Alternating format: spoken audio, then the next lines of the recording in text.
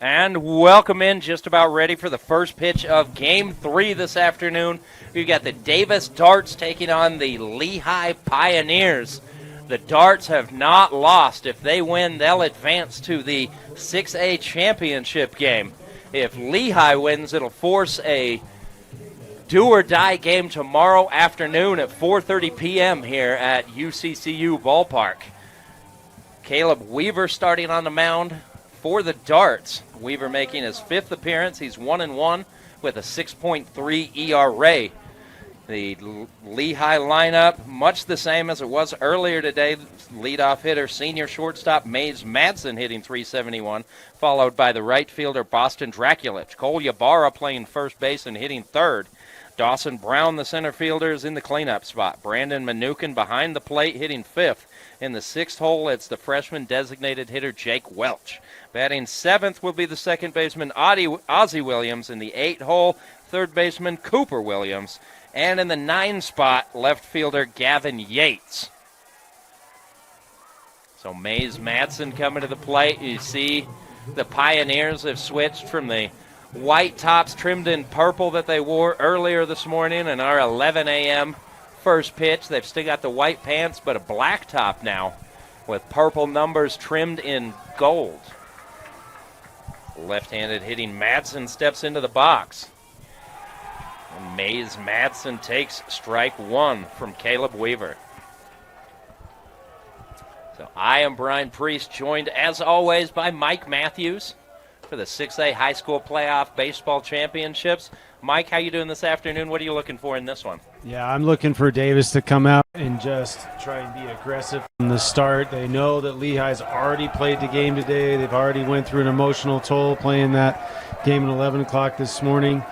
They also know that there's a bit of momentum that comes with playing a little bit more sometimes. However, fatigue does set in. So I'm looking for Davis to try and jump all over it in the beginning here. If you're Lehi, you want to come out and you want to be aggressive and play on the momentum from the win this morning, I expect to see a pretty good game out of both teams. Counts 2-2 on Madsen. That pitch in the dirt runs the count full to the first hitter of the ball game.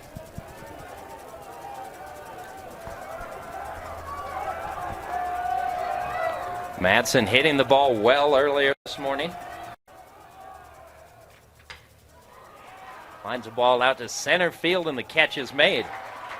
That's Owen Talbot underneath it. I'll give you the defensive alignment. For the Darts, it's Carter Garrett in left field, Owen Talbot in center. And Boston Draculich in right field. Cam Moody, the freshman, starting at third base. Tyson Baggett at short. Jackson Marble at second. And Wally Grant at first. Brody McGuire behind the plate once again. Catching Caleb Weaver, here's Boston Draculich.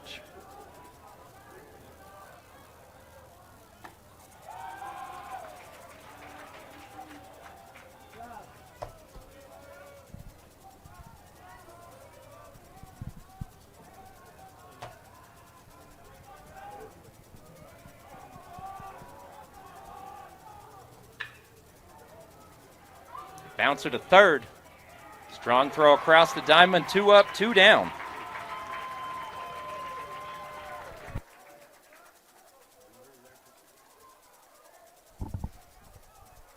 Oh, yeah.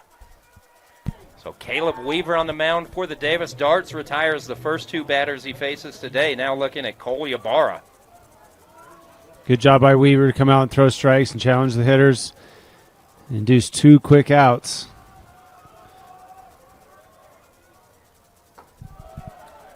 Ybarra takes ball 1.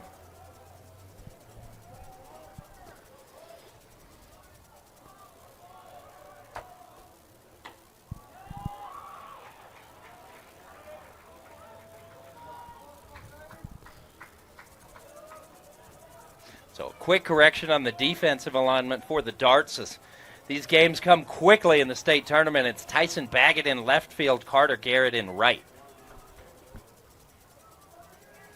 Ybarra back into the box. He's hitting .353 this season. Fly ball deep left field. Going back on it at the wall. It hits off the top of the wall.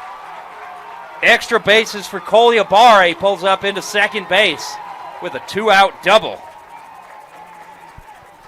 That might be the best hit ball we've seen all day. Yeah, and definitely want to say that first batter in his first swing hit the fly ball to center field. It was hit extremely well. What we've seen earlier in the games is that ball has kind of died. In our case, that ball was hit well enough the center fielder actually took 2 steps back before he caught it. And now we've just seen another batter hit a ball off the wall in left field. We're starting to see the ball travel more than we have seen in the past day, about 6 games. That's by far the best we've seen the ball travel off the bat. Dawson Brown, ball in the dirt, bounces away. Throw down to third, not in time. Ibarra advances to third. First run of the game just 90 feet away for the Pioneers.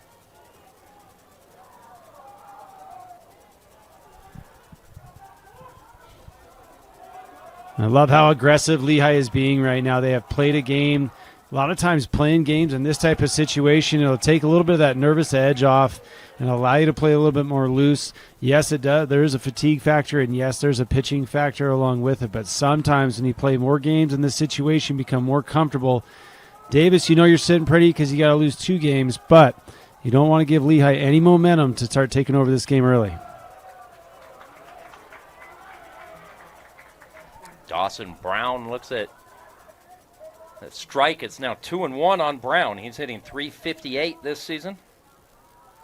And another thing, I wonder if it'll make any difference for Lehi, and we talked about it very briefly, but just the body clock and timing. You know, you're not used to playing at 11 o'clock, but a 4:30, 5 o'clock first pitch, the body feels right. It's ready for that. Yep.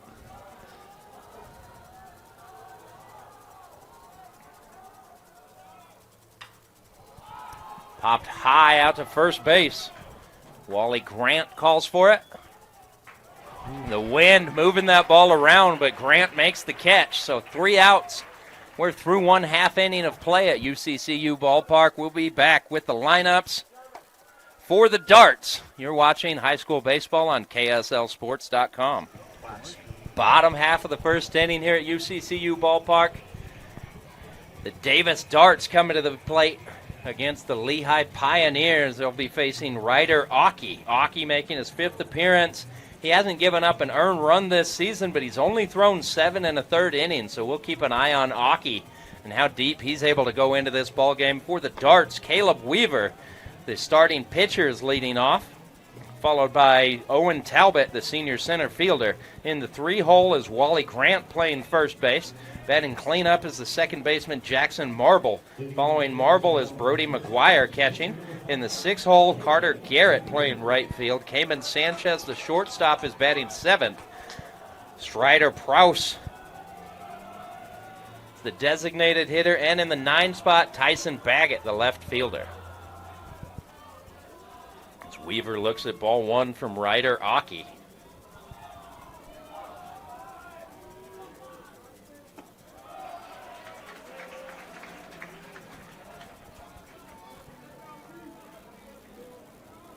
One and one now on the Davis leadoff hitter.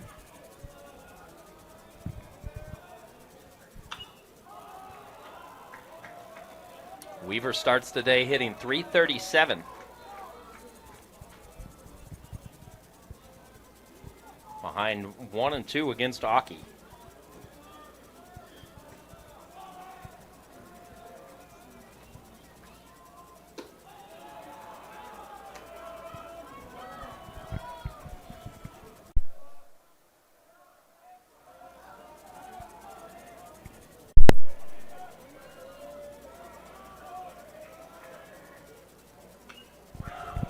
Fouled back to the screen, counts 2-2.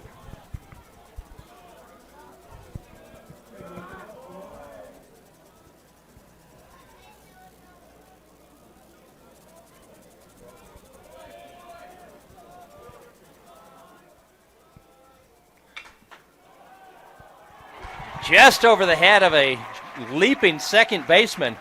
The leadoff single for Caleb Weaver. Well struck ball. Weaver is aboard for Owen Talbot, hitting .458. And Davis picking up right where they left off. Good hitting, opposite field. That's exactly what we want to see. Davis come in, execute their game plan, put ball in play, hit the ball where it's pitched. That's made them successful thus far in the tournament.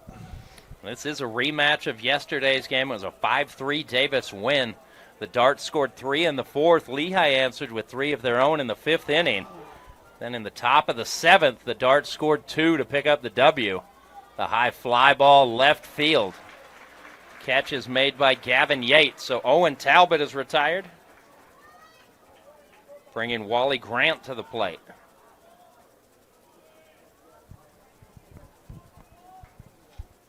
Yeah, it's always fun to see these rematches because these teams have seen each other now. They've just got a little bit more familiar. I mean, a case in point of our last game with Mountain Ridge Riverton, they have seen each other a lot. So a lot of those pitchers and those hitters have all seen each other, and so you start seeing a little different style of baseball.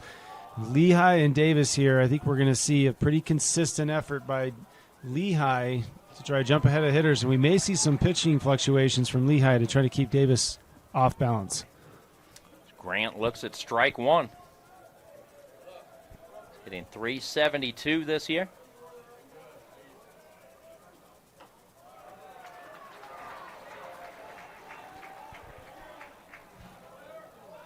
After Grant, it'll be Jackson Marble.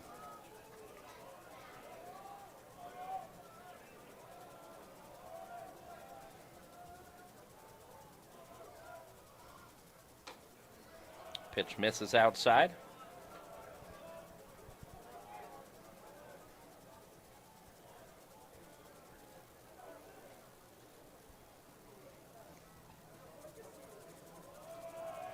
Working deliberately here in the bottom of the 1st inning is Ryder Aki. There's a single through the hole on the left side. So a pair of singles sandwiched around a fly out. The Darts have 2 on and 1 down.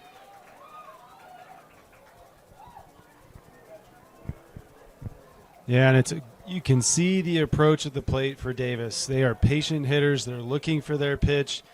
They understand that they're likely going to get a pitch to hit in the first 3 pitches. And when they get it, they're timing it up correctly and taking the ball wherever it is pitched. That was a great opposite field poke.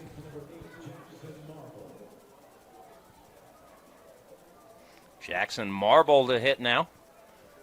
Marble swinging from the right side.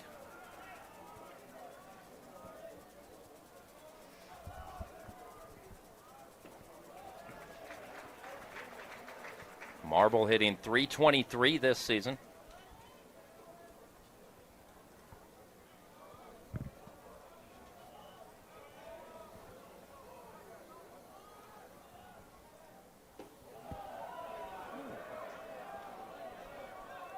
That might be the first pitch on the outside corner we haven't seen called today.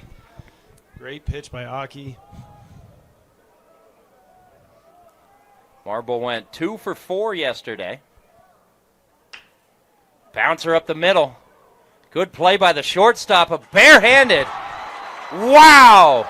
What a defensive effort by the Pioneers. The shortstop, Mays Madsen, ranges behind the second base bag, gloves the ball, flips to Ozzie Williams, who catches it with his bare hand, steps on the bag, and makes a strong throw to first to retire the side. We head to the 2nd inning. Still scoreless in Orem. You're watching high school baseball on KSLSports.com. With a Tab Spend checking account, you earn big rewards. It's hard to not make a scene. Cash or card? Oh, my card's right here. That's a big card. You should see how much it's earned me. Sorry, Grandma. Tab Spend isn't just another checking account. It's packed with benefits. How do I get one? Just scan this QR code or go to tabbank.com. It's all online and super easy to get started. Tab Bank, home of the Tab Spending Rewards checking account with 3.5% annual yield on your account balances and 1% cash back on eligible purchases. But great rewards are just the beginning at Tab Bank. We've got convenient online mobile banking and no hidden or complex qualification requirements. Remember, 0 minimum opening account balance and no account fees. It's a big deal at Tab Bank. Member FDIC. Caleb Weaver still on the mound, facing Brandon Manukin, the catcher, leading off.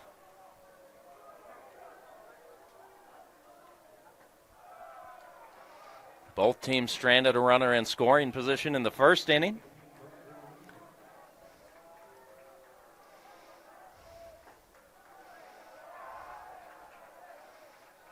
Mnookin yesterday hitting out of the 9 spot went 1 for 3. His lone hit was a double to right center field. It's a 1-1 pitch. Pulls it to third. Up with it is Cooper Williams. The throw is high. Pulls the first baseman off the bag. Brandon Mnookin is going to reach. Likely going to go down as an E5 throwing error from third baseman Cam Moody.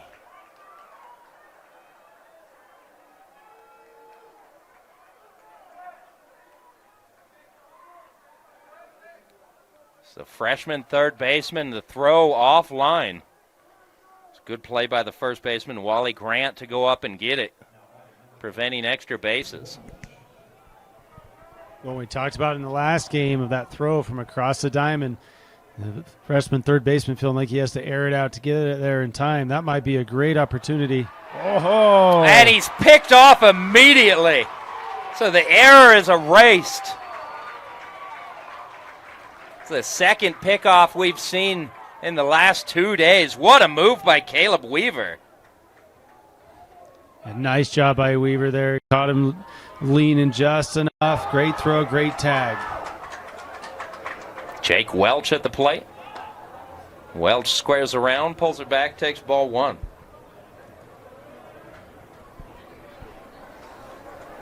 Welch was 0 for 3 yesterday.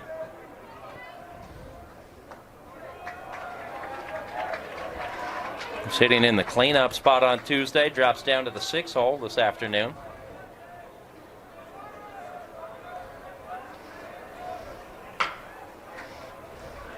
Roller to short, bag it, good throw, 2 down. There's Ozzie Williams. That ball was hit kind of in between velocity. It wasn't hit really hard, wasn't hit really soft. He had to wait for it, make a quick exchange, and a hard throw across the diamond. Great play by the shortstop. Williams batting .337. 1 for 3 yesterday afternoon. Takes strike 1.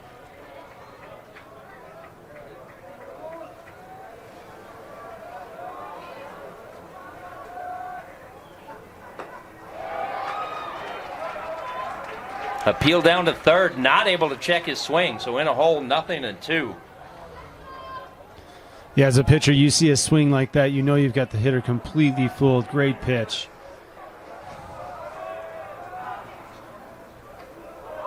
And Weaver misses outside. Looks like he just tried to overthrow that pitch. Yeah, that's a classic case of a pitcher looking at home plate going 0-2, going, oh yeah, I'm going to get this guy right here. Gears up way too much, throws it way high and outside.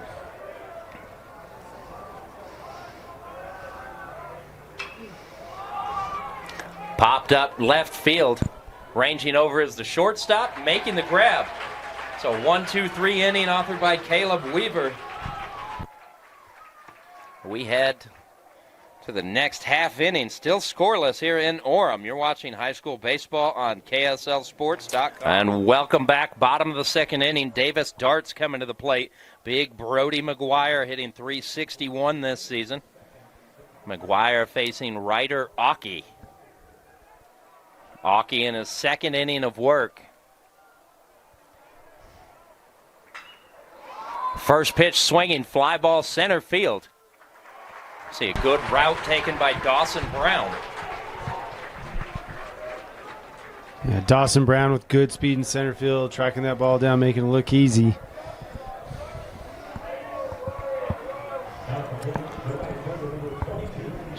Carter Garrett gets his first at-bat this afternoon. He's hitting .380. Oh. Ball thrown completely over the top of Garrett, ducking down. I believe we saw that yesterday. Mountain Ridge, ball thrown over the back of one of their players, hit the bat for a foul ball. That one just went completely over the batter. Garrett was 2 for 4 against the Darts yesterday. or for the Darts against Lehi. Had one double and an RBI.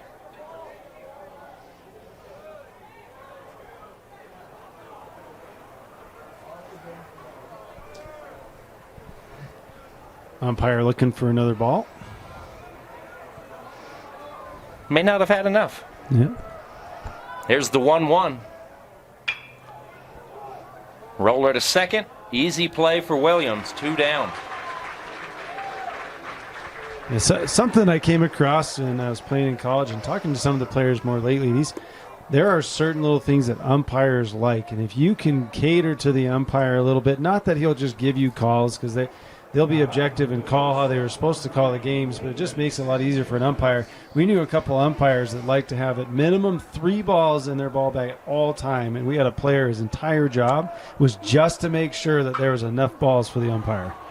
First pitch swinging deep, fly ball to center field.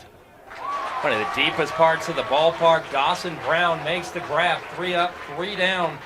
In the bottom of the second inning, we head to the third. Still scoreless in Orem. You're watching high school baseball on KSLSports.com. Are you ready to unlock your full athletic potential? At Athletic Potential, we specialize in helping athletes conquer pain, recover faster, and achieve peak performance. Whether you're a professional, collegiate, high school, travel ball, or recreational athlete, our tailored approach ensures you're stronger, faster, and more resilient. From personalized physical therapy to sport-specific performance training, we guide you every step of the way. Plus, with remote coaching options, expert support is always within reach. Don't let injuries hold you back. Visit athletic-potential.com to schedule your free consultation today and take the first step towards your best performance yet.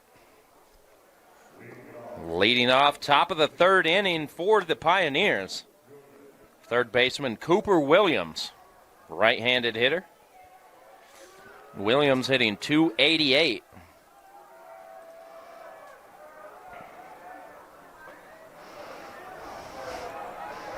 He was 1 for 3 in the loss yesterday. Takes ball 1.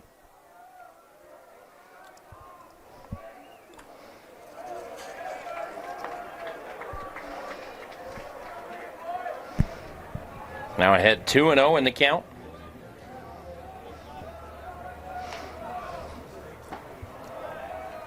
Looks at strike 1. Williams was 1 for 2 this morning in the Pioneers' 8-1 win over Harriman. He scored twice. Also reached after a hit by pitch.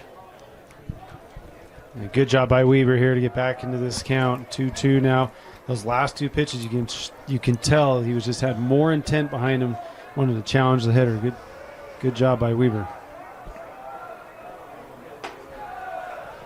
Pitch misses high, runs the count full.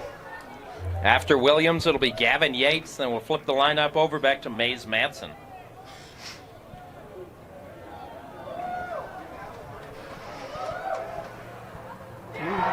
Oh, Williams gets hit on the elbow.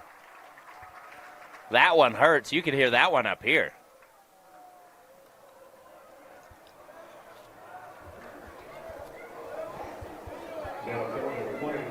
So Cooper Williams doing his part to get on base for Gavin Yates.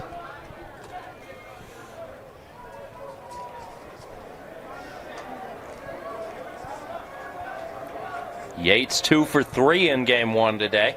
Came around to score twice.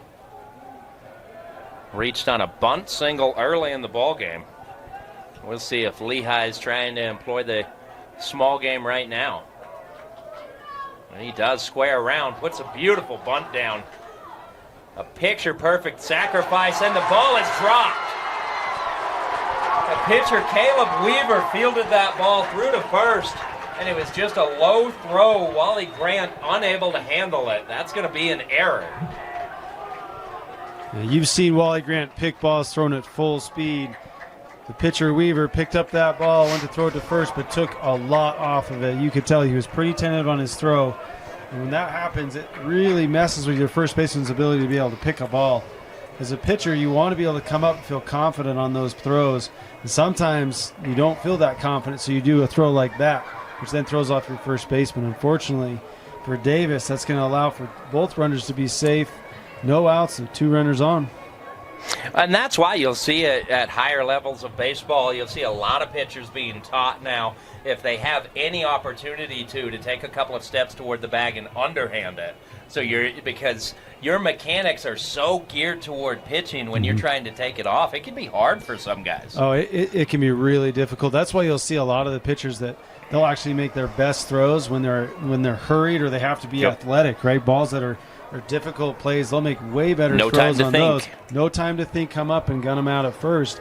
On those are the ones that are hard because you have enough time to think about it and enough time that you feel like you have to gear it down. And what you've seen is you'll make errors more than likely. So Mays Madsen will hit, nobody down, 2 on. Lehigh trying to get on the scoreboard first. See if Caleb Weaver can atone for that error.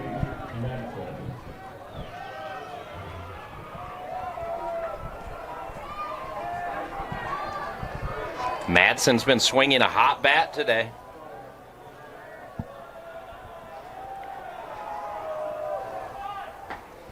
Takes strike 1. The runner takes off to third. Good throw. He's out.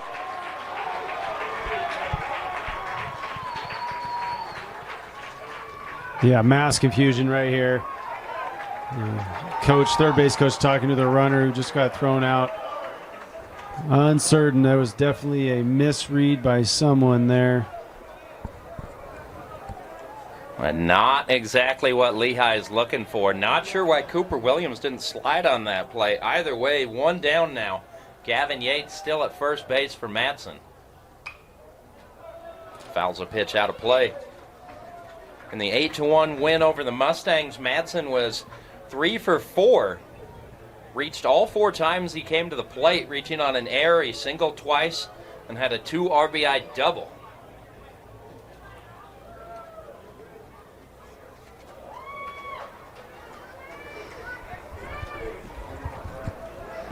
He's nothing for 1 in this game, flying out to center field to lead off.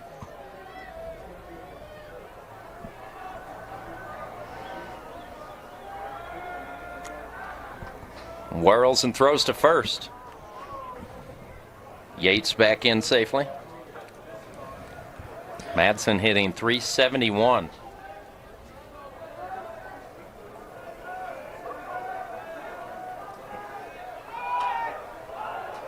Fouled straight back. Yeah, I was just thinking, like, you watched the last game with Mountain Ridge and Riverton, there were not a lot of steal attempts. We saw a few successful steal attempts, but not a lot of pressure on the base pass. I'd like to see Lehigh coming out here trying to run. They just had the mistake, however, but still, I like the aggressive on the base pass and making Davis make good plays to get outs. Another throw to first. Yates back in safely.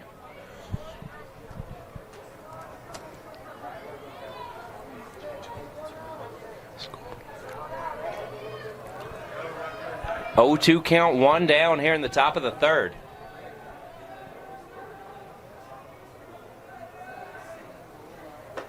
Madsen takes ball 1.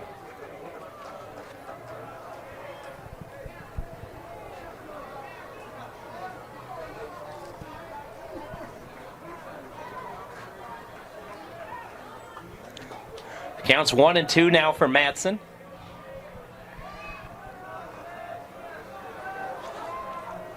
Crowd beginning to fill in here at UCCU ballpark.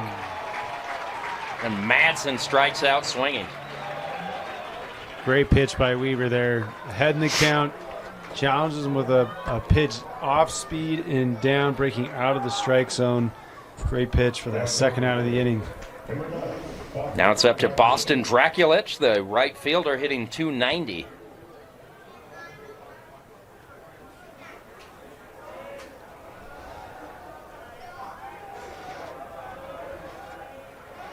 Runner takes off. Strong throw right on line. Safe.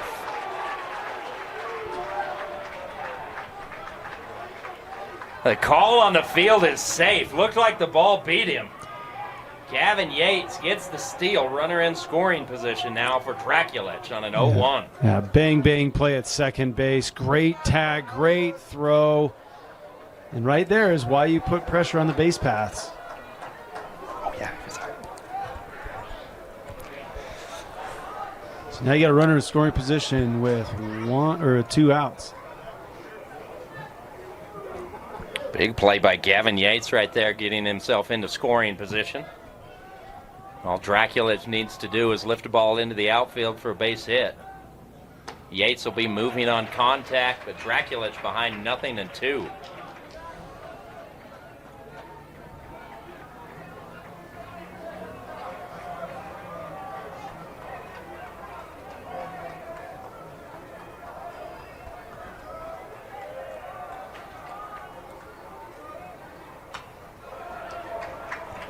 Popped foul. Count remains 0-2. Draculich can reach. Cole Ybarra will hit. Well, and I think you've got to give a little bit of credit here to Weaver. He's had quite a few things happen this inning. He's been able to maintain composure. Some have been for his cause and some have been against his cause, but he has been able to continue to pound strikes into the zone, keep these hitters off balance. Weaver steps off briefly. Resets. Now he's back on the rubber. Eyes the runner, the pitch. Liner over a leaping second baseman's head. Yates rounds third. He'll score. Heads up running by Draculich. He pulls up into second base. It's an RBI double for Draculich.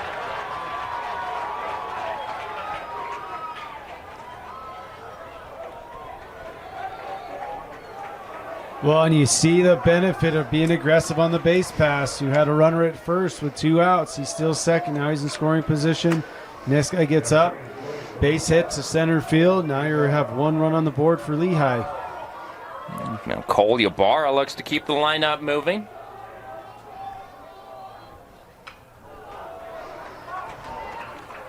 First pitch fouled back to the screen, 0-1. Ybarra doubled and was stranded in the first inning. Yeah, and Ybarra really got a hold of the ball he had. I would expect if he's seeing the ball as well as he did in his first at bat, we'll see a very hard hit ball right here.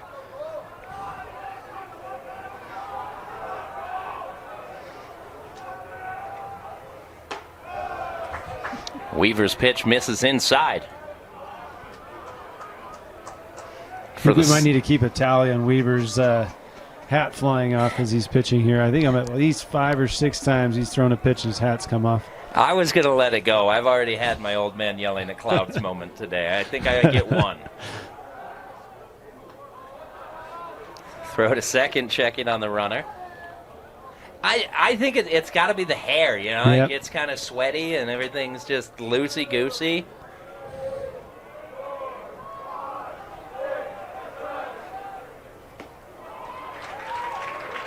I can tell you from experience that being a bald man, it's like Velcro.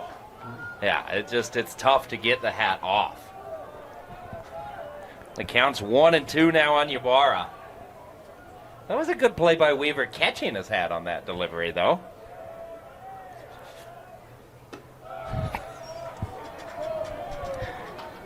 Two and two.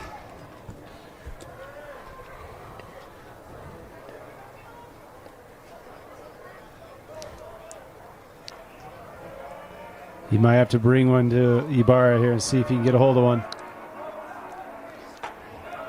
Misses just off the outside corner. Weaver wanted that pitch. Weaver needs to be careful. He's a little bit demonstrative when he doesn't get the call. Umpires don't like that.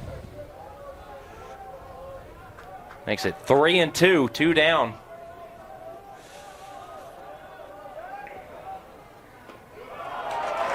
And Ybarra draws the walk. So following an RBI double by Draculich, Ybarra walks. Pioneers have runners on first and second for the cleanup hitter, Dawson Brown.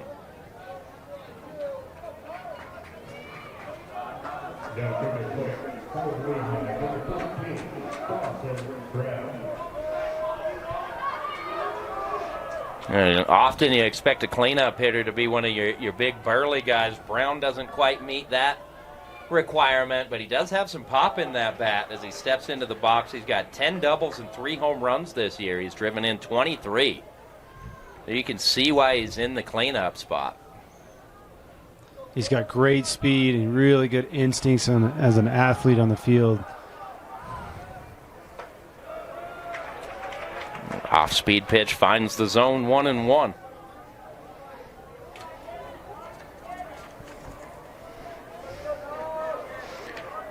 Brown was 2 for 3 this morning with a walk and a double. That pitch misses inside. I'm really impressed with approaches from Lehi right now. They are going up with a specific game plan on each at bat. They're making Weaver work right here. Very impressed with Lehi so far.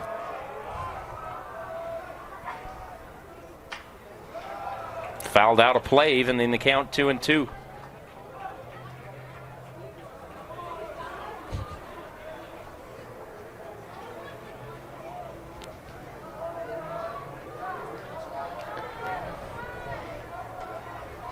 The home plate umpire gets a fresh batch of baseballs. We talked about umpire preference. You could see him telling the Davis dugout to run the baseballs out to him.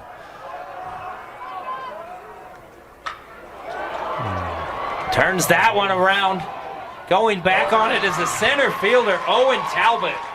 I'm not going to say Talbot looks comfortable on that play, but he makes the grab.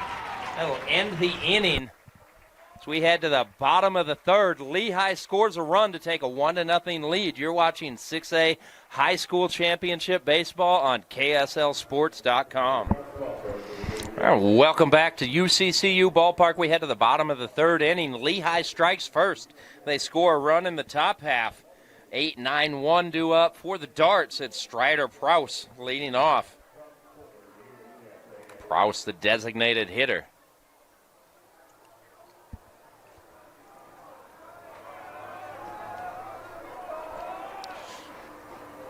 Still on the mound for Lehi is Ryder Aki.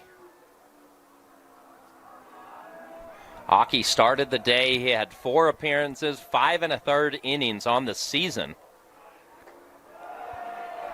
He's already into his 3rd inning of work and ahead 0-2 on the Davis leadoff hitter.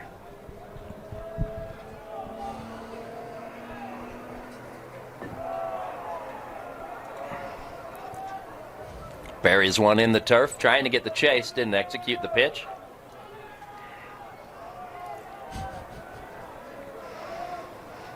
Prouse sitting at 319. Sends the ball high to left. Ranging over, making the catch is Yates. Good play by Gavin Yates. Got a good read on that ball. Yeah, great first step, running to his left. As an outfielder, it's always nice to run to your glove side, knowing that you're going to get a little extra reach at the end if you need it. Was able to manage the sun well as well. Great outfield play by Yates. Well, this is the same time of day. Yesterday we started talking about it where the sun can come into play. As it starts to drop down on the west side of the Utah Valley. Aki hits Baggett. So the 9-hole hitter reaches here in the 3rd inning with 1 out. Yeah, that was a little bit of a mental letdown from Aki there. You got a 9-hole hitter up. You typically are going to challenge that hitter. I think he just let a little bit off. Unfortunately, just got up and in. Yeah, but great opportunity here for Davis. See if you can put some pressure on the Lehi Pioneers and maybe get a little something working in your favor. Top of the lineup, the second look these guys are going to have at Aki. Let's see if Caleb Weaver is able to settle in. He started this game with a single before being stranded.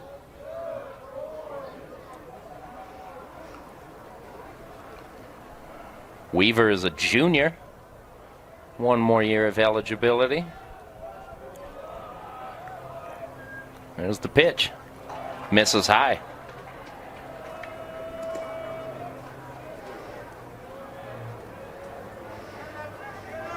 Weaver tied with Jackson Marble for 3rd on the team with 27 runs driven in. Pop strike 2 out of play.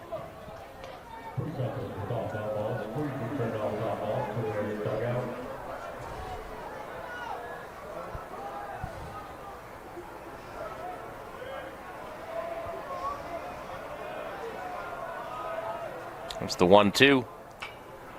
Another foul ball. Yeah, Aki might have got away with one there. That off-speed pitch stayed up. I think caught Weaver just off guard a little bit there. Those are that's candy to a batter if you can see that. Again, misses high with the fastball this time. Evens the count, 2-2. Aki changing speeds on each pitch here. He's been alternating slow to fast. Weaver into the gap. Extra bases, it'll score a run. Tyson Baggett rounds third. Weaver sliding headfirst into third ahead of the throw. An RBI triple for Caleb Weaver, and the Darts even this game up 1-1.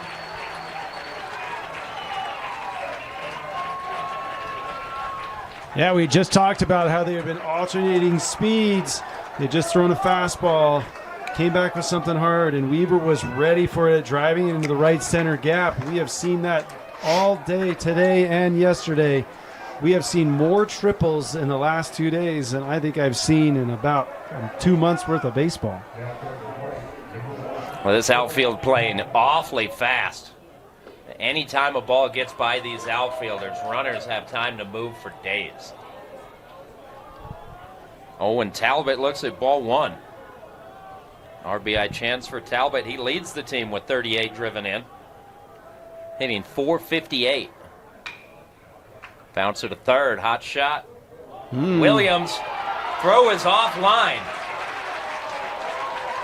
So Owen Talbot reaches on an E5 throwing error.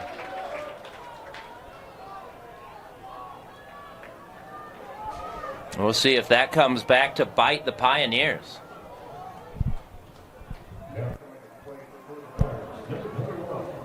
And that was a good play by the first baseman, Ybarra, to recognize the throw was offline and just forego the bag and go and get the ball, because if that gets free, that's going to lead to a run scoring. Yeah, you hear a lot of first basemen talk when they're practicing first base and the order of priorities, and having just been around a couple of first basemen more lately, I've heard it just simplified. The first thing you play is you go for the out and the catch. You go for the ball. If you can't catch the ball, you block the ball. If you can't block the ball, you go get the ball. And so what you saw there was that he knew he wasn't going to have a play at first, so his next priority is to keep the ball with him to not allow that runner at third to score. Did a great job. Unfortunately, it should have been an out. And 2 outs for Lehi instead. Now you have 1 out with runner at the corners. Davis doing a good job taking advantage of mistakes here in this inning. It was Tyson Baggett scoring after he got hit by a pitch. Caleb Weaver tripled him home. Now an E5 throwing error allows Owen Talbot to reach. Weaver stays at third base on the play. Runners at the corners now with 1 down. Davis threatening for a big inning right now. Wally Grant coming to the plate. 3, 4, 5 due up next. And if you're Aki, you just need to have it in your mind that you want to challenge a hitter. You are 1 pitch away from a ground ball, getting a double play and getting out of this inning. The pitcher's best friend. Grant takes strike 1.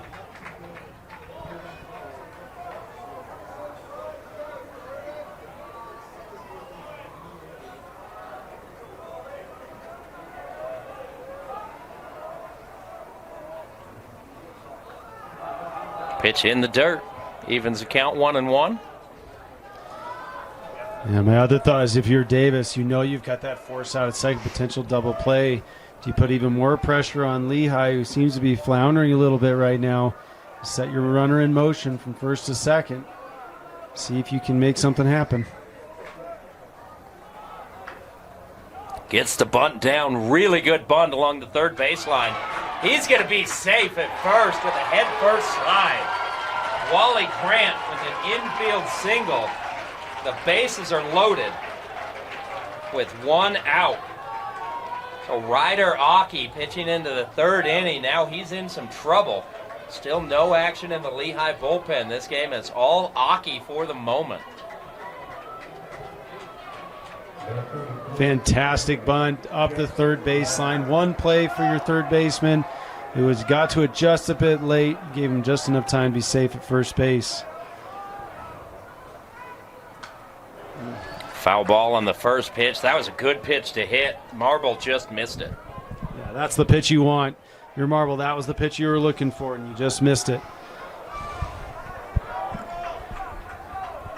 And a reminder, Lehi has to win this game to stay alive. They'll force a do-or-die game tomorrow. If they lose, Davis advances to the 6A state championship game.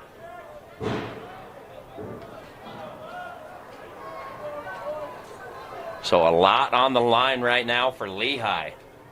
0-2 is the count on Marble. It's Grant at first, Talbot at second, Weaver at third. Pitch misses inside, pops out of Mnookin's glove.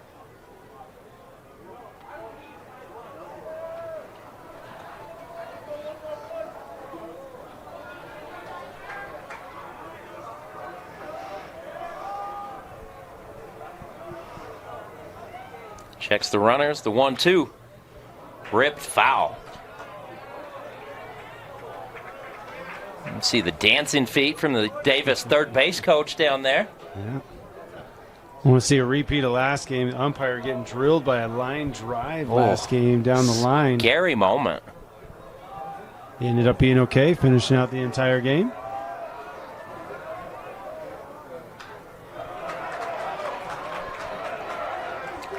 Just a rescue swing right there to stay alive. Fouls it back. You talked about it last game. You know that the outside part of this plate's being called for strikes as a hitter. You have to protect. The best thing you can do right there is just foul it off. Jackson Marble hitting .323. Fly ball right field. Draculich comes in. Weaver tags from third. The throw is cut off. Weaver scores. The Darts take a 2-1 lead with their second run in the inning. Interesting, Owen Talbot deciding not to tag up on that play. So now runners at first and second.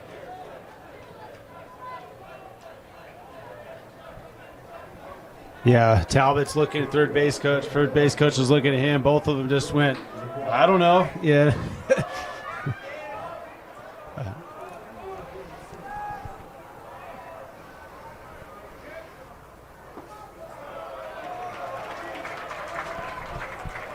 If Talbot can come around to score, that run would be unearned. He reached on an error earlier in the inning. It's Brody McGuire at the plate. Takes ball one, evening the count. McGuire hitting .361, has 8 doubles. He's driven in 25.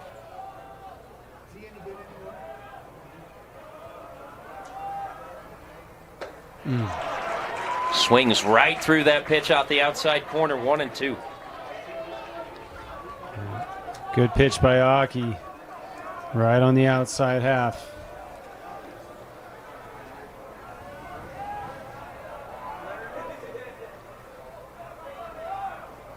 And the runners take off. Throw goes down to third. Everybody's in safely. Counts now 2-2 on McGuire with 2 in scoring position. Yeah, throw from Mnookin looked really soft. When you see a throw like that, you wonder if there was batter interference. Home plate umpire all over it, immediately calling no interference. Fly ball again to right field. Draculich goes back. Takes a couple steps in, makes the grab. Davis puts 2 on the board. They grab a 2-1 lead as we head to the 4th inning. You're watching 6A high school playoff baseball on KSLSports.com. Back at UCCU Ballpark, game 3 of 4 this afternoon in the 6A high school playoffs. Earlier today, Lehi beat Harriman 8-1 to advance to this game. In game 2, Riverton and Mountain Ridge faced off, with Mountain Ridge coming out victorious. Now here in the top of the 4th inning, leading off is Brandon Mnookin. We've got a new pitcher for the Darts. Sam Sevi coming into this game. Sevi, a 6'1" senior.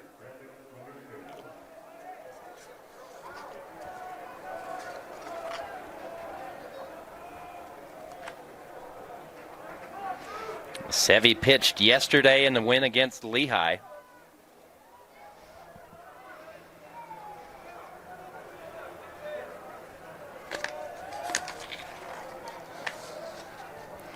The loss again. What am I looking at? Bouncer foul to third. Sevi pitched yesterday in the loss to this Darts team.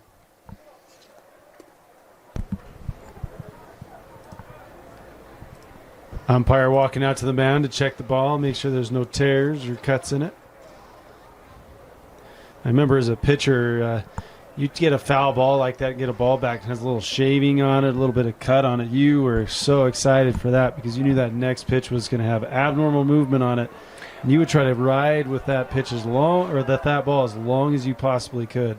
I watched an interview recently with Greg Maddox. He was talking about pitchers today, how guys are so used to having a clean baseball, sometimes they'll get one that has that cut on it or something like that, and it drives them crazy because they just immediately ask for a new ball.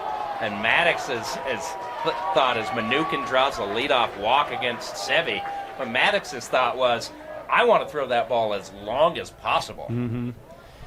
Famous video, you find it on YouTube. You go watch the famous video of Greg Maddox throwing a two-seam fastball to Moises Alou that probably broke 24 inches and strikes him out. And Greg talks about it in an interview how that ball had a scuff on it. Yep. He was able to get him out, and then it was fouled off 2 pitches later, and he lost the ball. It was unfortunate because I'm sure he could have done some real damage with that ball if he could get it for more than one batter. Jake Welch takes ball 1. Sevi misses outside. Sevi yesterday picked up the win. He went an inning and 2/3, striking out a batter and walking 1. We'll see if this Lehi team is any more comfortable against Sevi today after having seen him less than 24 hours ago.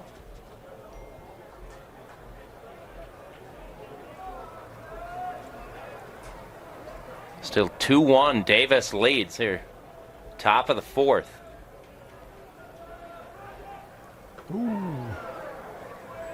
Davis with an appearance in the 6A state championship game on the line. Lehi has to win to force a rubber match tomorrow. Counts 2-0 on Welch.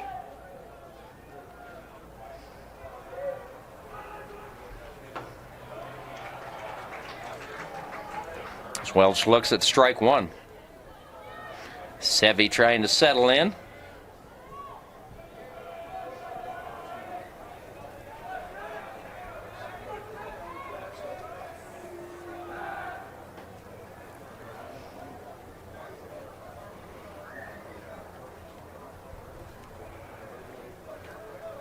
Sevi trying to find his rhythm. He pitched really well the other day.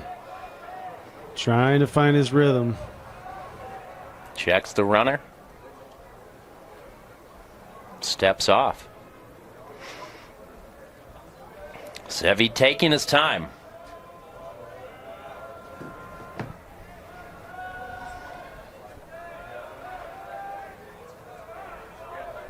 A timeout taken by the batter. Freshman Jake Welch, good timeout taken right there. As a batter, you're standing there waiting for the pitch, tense for so long. Smart to put a hand up and ask for time. Looks at strike 2 now. Well, you make a good point. A lot of times you'll see hitters just raise their hand for time and kind of start backing out of the box. The umpire has to grant you time. You don't get to just call time. So for those that are listening, make sure you understand that you have to wait for that umpire to yell time. Popped up center field. Talbot's there. 1 down. There's Ozzie Williams.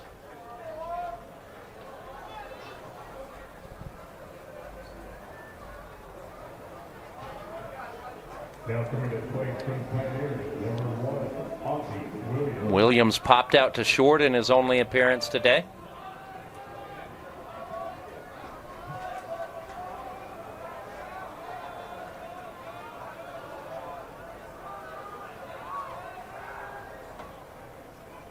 Throw over to first, back in safely.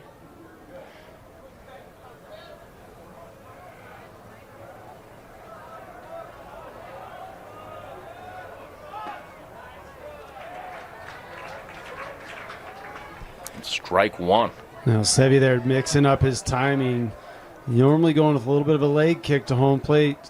Picks over, and on the next pitch, he quick pitches to home. Almost no leg lift, just starts striding down the mound quickly.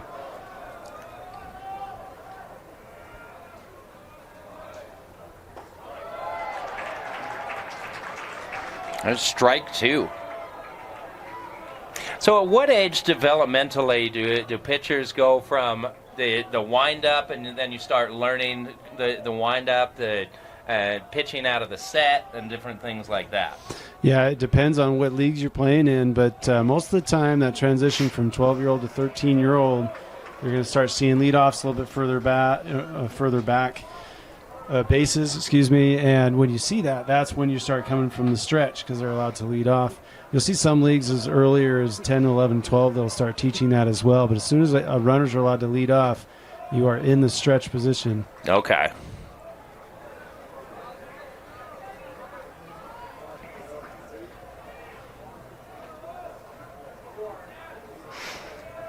So it counts 1 and 2 now, 1 down. Ozzie Williams still at the plate. Fouls it out of play. Yeah, I remember as a pitcher, you'd go into these counts where you're in the set position. You're so used to the windup, and you go to that stride where you sometimes you'll quick pitch or just barely lift your leg and it'll throw your timing off. And sometimes your actually timing is off as a pitcher with a leg kick. And so when you go to that quick pitch or that semi knee bend to then drive to home, it'll actually time you back up and kind of reset you as a pitcher. Okay. It's so interesting, the different mechanics of pitching. That ball's up the middle, diving stop by the second baseman, keeps the ball on the infield, but it's a base hit for Ozzie Williams. No throw.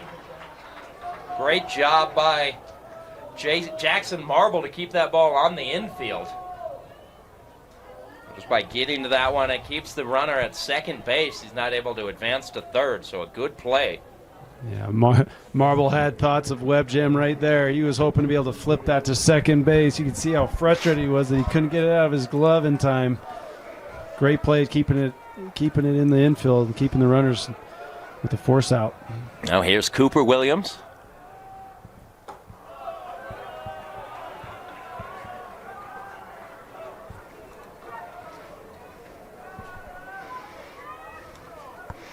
And that's a pinch runner out at second base coming in for Manukin, who had walked. It's Cade Bailey.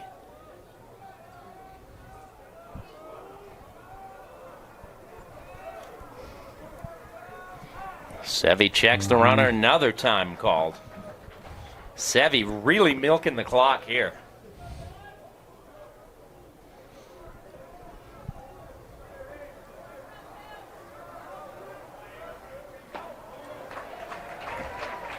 Strike one, catches the outside corner.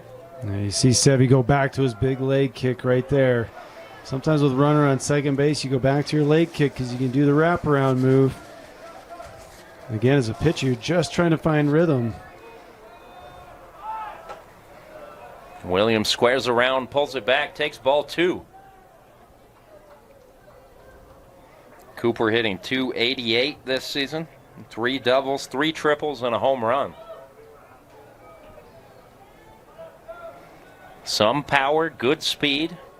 Driven in 13 RBI chance right now.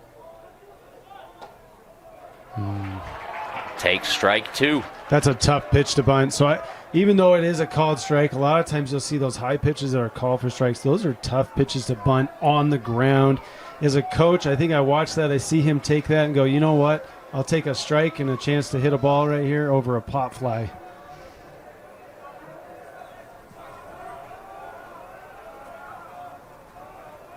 There's the pitch. Full count, 3-2, one down. Pioneers still have runners at first and second. It's Cade Bailey down at second base, running for Brandon Manukin, who drew a leadoff walk. Ozzie Williams at first. Cooper Williams having a battle with Sam Sevi.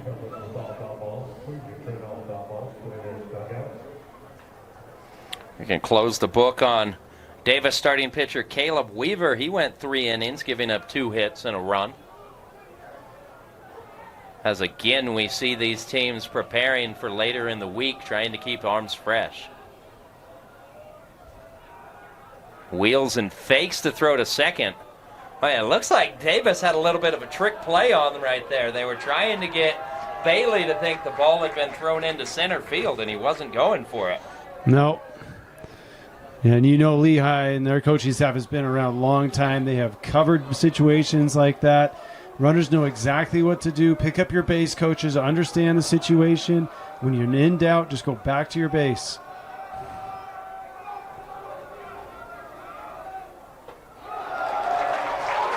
And Cooper Williams draws the walk to load the bases. Great at-bat by Cooper Williams. Now Gavin Yates. Big opportunity now for Yates. We'll see if he'll face Sam Sevi. Now, we have seen it earlier in these games today and yesterday that when the pitchers move quickly and work quickly, the defense stays on their toes, allows the game to go a little bit better. You see a little bit crisper play. But right now with Sevi, we're seeing a really slow-paced game. He's getting a couple timeouts called on him from the hitters. It's almost like, he's just holding back time, just trying to either find a rhythm, calm himself down or something. Right now, for Davis, you've got bases loaded with 1 out, and it feels like the game is just dragging. If you're Lehi, you're looking to break it open right here. Double barrel action in the Darts bullpen. A left-hander, that's Cannon, a senior up, and a right-hander, Christensen, both throwing.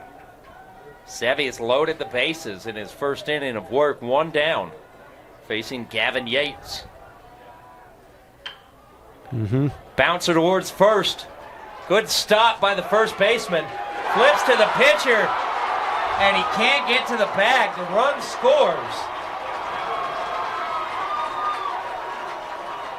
It's a close play at first base. Gavin Yates beats the throw down the line. It was Wally Grant making the diving stop. He rolls and flips the ball to Sevi, who may have been covering a hair late, but he looked like he was there. Yeah, Tough call against the Darts. That's a bang play. Umpire is right there watching all of it. I believe Davis's coach is asking for an explanation whether he beat it, whether he didn't touch the base. He wants to get an explanation of how that runner was actually safe. Umpires are convening now to chat about it. And I think we might have a situation here where the coach is just simply asking, ask the other guys for help and see if anybody else saw something different. So they're going to have this conversation. What did you see? What was your angle? A lot of times what you get is people focus on and feel like the umpire is watching the bag to see who's safe, but what the umpire is actually doing on those calls more often than not is they're listening for the sound. You've got the 2 different sounds, a foot hitting the bag versus a ball in the glove. In this case, you are kind of looking at the bag because you've got the pitcher covering, but the umpire has a lot more things that he's looking at than just when the foot touches the bag. Yeah, well, and he's also having to make sure that the covering base, the pitcher there actually gets his foot on the bag. That is a tough play for an umpire. It's also it is hard if you're on defense to have that play called against you, or even if you're on offense and it doesn't go your way there. But it's put Lehi back on the board to tie this game, and still 1 out, bases loaded. Well, Cade Bailey comes in to score on the play. Now the top of the lineup, Mays Madsen, batting with 1 out and the bases loaded. Chance for the Pioneers to break the dam wide open. It's Madsen ahead 3-0. Yeah, unfortunately, you can clearly see that Sevi is not comfortable. He's pretty frustrated right now.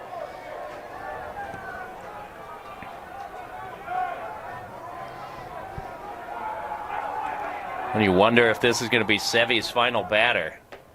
There's strike one to Madsen. And with Madsen at the plate and you're Lehi, you are happy about this. You know he's got a 3-1 count. Sevi's got to give it a really good pitch to hit here. Ooh. That's what Madsen was looking for. Can't get to it. Just underneath the ball. Fouls it back. Now 3-2. Williams at third. Williams at second. Yates at first. I know we're in the fourth, but this is a big pitch. Misses inside. Madsen draws the bases loaded walk. And you get the always exciting bases loaded walk bat toss from Madsen. Can you tell there's emotion in these kids right now? They know what's at stake. Lehi knows what's at stake. Their season is on the line. What an emotional day for these kids. They start their morning off by graduating on a baseball field. Mm-hmm. They win a baseball game 8-1 to stay alive in the state playoffs. Now they're facing Davis, a team that they faced yesterday. What an incredible comeback by the Pioneers, and Sevi is coming out of this ball game. A rough outing for Sam Sevi. Looks like the darts are going to go to the left-hander Spencer Cannon, so we'll take a break. We'll be back with the numbers for Spencer Cannon, the left-handed hurler for Davis. Bases loaded. Lehi leading 3-2 with one down, top of the fourth inning. We'll be right back with more high school baseball action on KSLSports.com. Spencer Cannon, the left-hander, coming into this ball game, making his 17th appearance. He's 2-0 with a 2.8 ERA. Cannon's thrown 20 innings this year. He's given up 12 runs, 8 have been earned. He's struck out 15 against 4 strikeouts. He's coming into a tough spot right now, bases loaded. The number 2 hitter for Lehi at the plate, Boston Draculich. Lehi trying to break this game open. Takes ball 2. And it feels like a home field advantage for Lehi, coming about 20 minutes over the mountain, whereas Davis has to travel more than an hour, and you can tell the student section, the fan base has traveled from Lehi there, here, letting the Davis pitchers hear about it. Draculich ahead 3-1.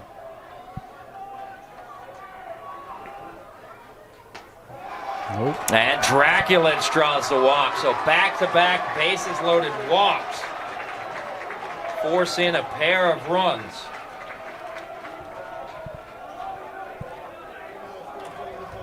As Cooper Williams scores. Now here's Cole Ybarra. Ybarra's been seeing the ball really well. Roped a double in the first inning, drew a walk in the third.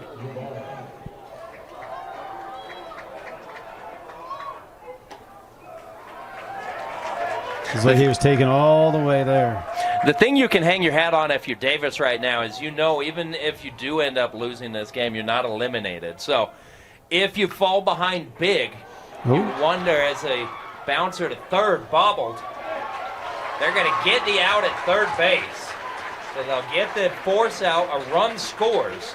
It's now 2 down in the inning, runners at first and second. So that'll be scored a fielder's choice, 5-3. Gavin Yates scores on the play. Madsen is erased. Draculich advances to first. Or advances to second.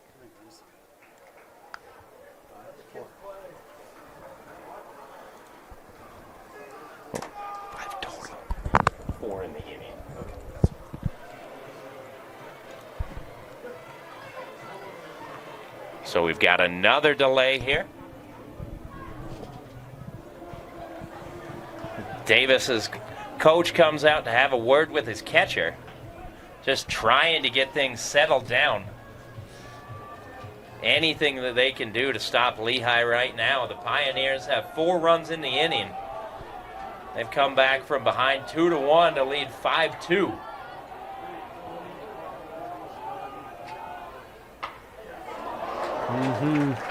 And somehow, if we look at this, taking a look at the score sheet, leadoff walk, a single, walk, single, walk, walk. 2 base hits in the inning. And Lehi's managed to score 4 runs because the Darts struggling to find the strike zone. That pitch well outside. Yeah, teams with pitchers who throw strike give themselves a good chance of winning. If you do not, you're always going to be playing catch up. Just misses that ball. I would guess Brown's eyes got real big with that pitch. Needs to change his approach here with 2 strikes. Go ahead and put a ball in play.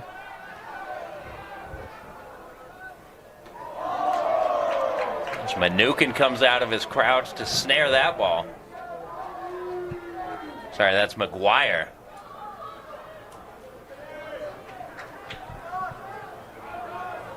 Counts 2-2. Dawson Brown is the 9th Pioneer batter to hit in the inning.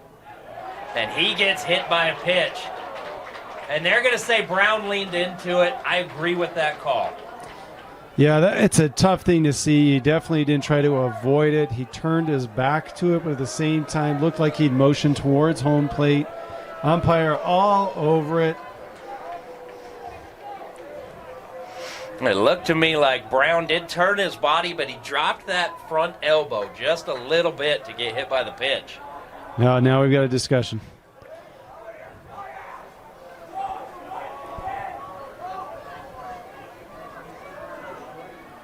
And I guess my question would be, I thought that is an out if you intentionally get hit by the pitch.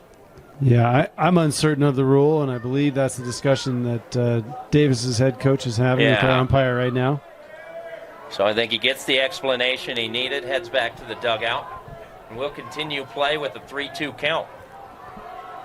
2 down here in the 4th inning. Runners in motion. Brown puts the ball to left. Dropping, and the catch is made. Tyson Baggett gets to that one in fair territory. But the Pioneers score 4 in the frame. They lead 5-2. We head to the bottom half of the 4th inning. You're watching high school baseball on KSL Sports. Tab Bank, home of the Tab Spending Rewards checking account with 3.5% annual yield on your account balance and 1% cash back on all eligible purchases. But great rewards are just the tip of the iceberg. Convenient online mobile banking. No hidden or complex qualification requirements. No minimum opening balance. And 0 account fees. It's a big deal at Tab Bank, member FDIC. Leading off here against Ryder Aki in the bottom of the 4th, it's Carter Garrett. Garrett pops the first pitch out behind third base. The shortstop is there. Madsen makes the grab, 1 down. Your team puts up 4 runs in the top half of the inning. You come in, throw 1 pitch, get 1 out. That is a great feeling as a pitcher. Something we've talked about a lot this week is after your offense puts some runs on the board, you come out and have a shutdown inning. It does wonders to build the momentum. So Aki misses inside against Cayman Sanchez, the Davis shortstop.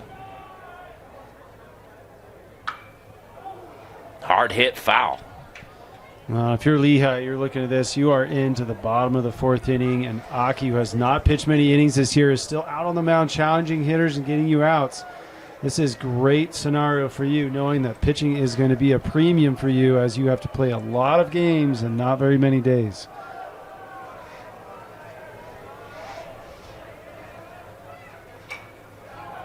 Pitch fouled back, counts 1-2. Every out Aki can get right now just adds depth to this Lehi bullpen. Well, you can tell the different approaches in pitching in this game. Davis, who has played less games and has yet to lose in the state tournament, has a constant presence in their bullpen, planning on using a lot of pitchers today. If you look down in Lehi's bullpen, there is not even a soul down there. No personnel at all. There's the 2-2. Fly ball left field. Got a bad read, comes in, tries to make a diving catch. Yates unable to get to that ball. Off the bat, Yates took about 2 steps back before realizing that ball was dropping quickly. Almost makes the diving catch, can't get it done. Cayman Sanchez reaches for the first time. Yeah, that's one of those balls as an outfielder. You read that ball was absolutely tagged, and it was hit just an inch or two further on the end of the barrel, and it was dying as soon as it came off the bat. Tough to react from that. And that's a difference from the metal bats versus wooden bats. With metal bats, wherever it hits on the bat, it usually sounds about the same. Whereas if a wooden bat, you can tell if it's off the end of the bat, if it's on the handle, or whatever it is. Little nubber to first. Throw goes to second. It's wide. So back-to-back errors. The Darts have runners at the corners with 1 down.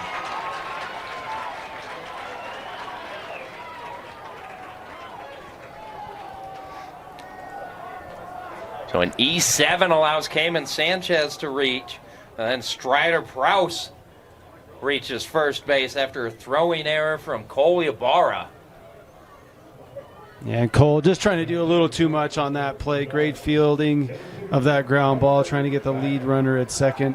On that play there, you know you've got your lead runner. Make a good throw. At that point, you know that second out at first base is kind of gravy. What you don't want to do is give them, let that play happen without an out. And that's exactly what happened. Lehi riding high after a 4-run top of the 4th inning, but they can't afford to give it up. We want to keep the pressure on. Yeah, the Darts are not in their position, having not lost the game in this tournament thus far, for a reason. They are a good team. They are a team that's going to hit the ball and score runs. And if you give them extra outs, they're more than likely to put more runs up on the board. Tyson Baggett looks at strike 2. Ryder Aki still going strong here in the bottom of the 4th. Davis fans not excited about that strike call in the outside corner. Misses high. And now Lehi fans not excited about that no call on that breaking ball to upper part of the zone. And we break even. So 1-2 count, runners at the corners. Yes, he not able to check his swing, strikeout. Tyson Baggett's retired. It's Caleb Weaver now. Weaver started the game on the mound. He went 3 innings, giving up 1 run on 2 hits. He's 2 for 2 at the plate, singled in the 1st inning, hit an RBI triple and scored in the 3rd.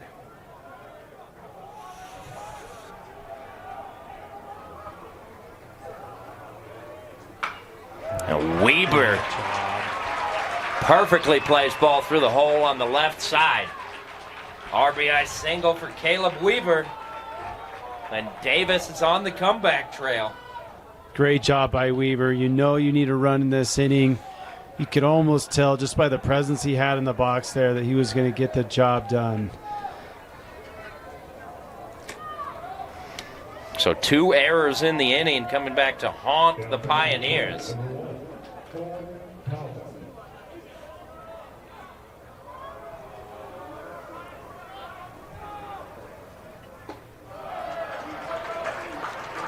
Pitch drops in for strike 1.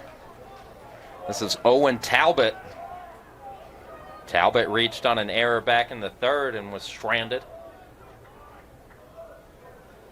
And if you're Aki here, you know you've got a few runs, like at least 1 or 2 runs to give. You don't want to give them to him, but you just settle down here. You got 2 strikes.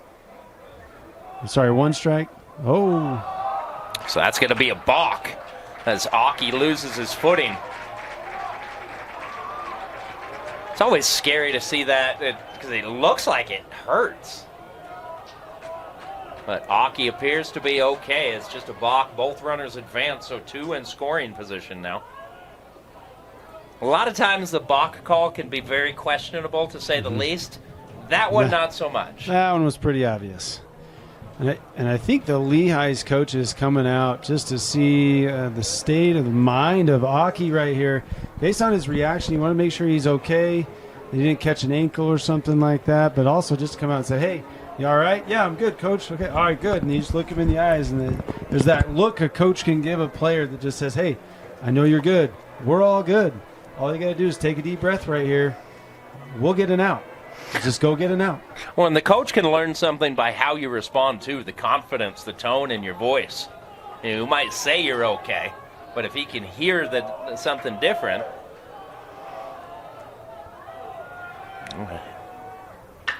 Oh, and Talbot, nice diving play. stab at third. Cooper Williams. Throw not in time. Talbot's with a head-first slide. A run scores. It's 5-4. What a play by the third baseman to knock that ball down and nearly make that throw to first. Tough play. Way to hustle out that ball down the first baseline to make sure to not get that third out and allow that run to score. So Davis claws back 2 runs here in the bottom of the 4th inning. They're trailing 5-4 now. Still looking to add on more. 2 down for Wally Grant. Grant, 2 for 2 this afternoon with a pair of singles.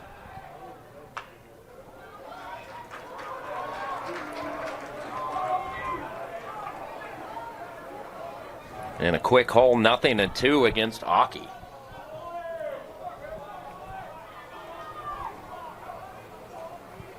Still seeing a lot of activity down in the Davis bullpen. Nothing doing in the Lehi pen. Talbot takes off, ball fouled off. Count remains 0-2.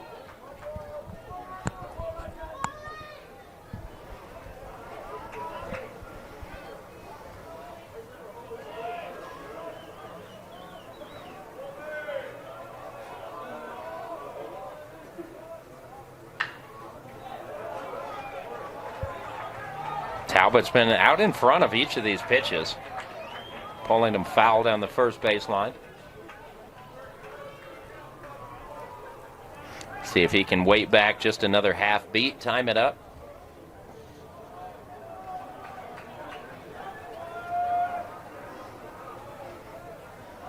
Talbot takes off again, bouncer to second base. Smothered by Williams, that'll retire the side. And not before the Darts get 2 runs back. Making a game of it, we head to the 5th. It's 5-4. Lehi in front. You're watching 6A playoff baseball on KSLSports.com. Back top of the 5th inning, we had an eventful 4th. Lehi scored 4 runs in the top half. Davis answered with 2 more in their half. It's a 5-4 ball game. We head to the later innings in the top of the 5th. Leading off, it's Brandon Manukin. Manukin leading off for the 2nd consecutive inning. He drew a walk in the 4th.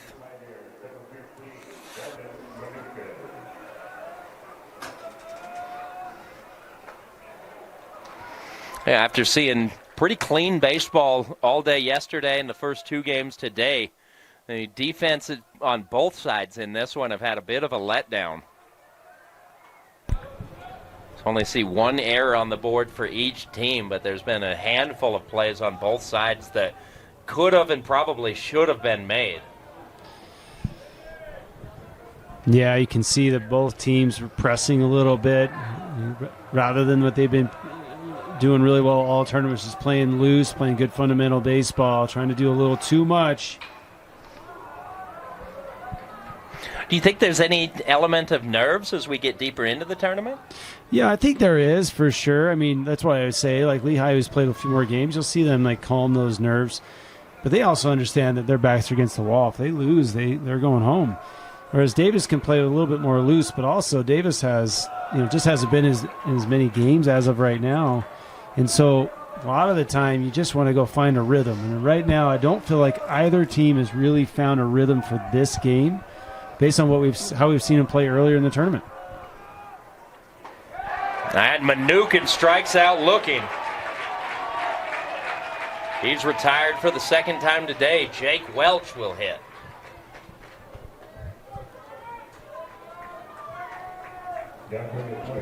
Welch, nothing for two. Grounded out to short, flew out to center field. Still Spencer Cannon on the mound for the Darts. And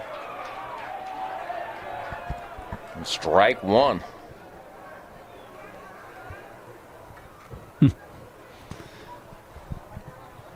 I wonder if this is the umpire saying, is he checking the ball? Yeah, I was wondering if he was going to say, hey, you got to make sure I give you the go before you pitch. That's what I was thinking. thinking. That was a pretty quick pitch by the pitcher here, but it almost looked like he was just checking the ball, but it might have been, hey, wait till I'm ready, and walk back. Could have been, but let me take the ball so I'm not showing you up, but slow down. There's the 0-1. Bounce to short. Bag it to Grant. 2 down. After a big fourth inning, 2 quick outs for the Pioneers in the 5th. Lehi has 5 runs on 5 hits, 1 error in this ball game. Davis with 4 runs on 6 hits, 1 error. And as we said, a handful of plays both directions. They could have been made in this one.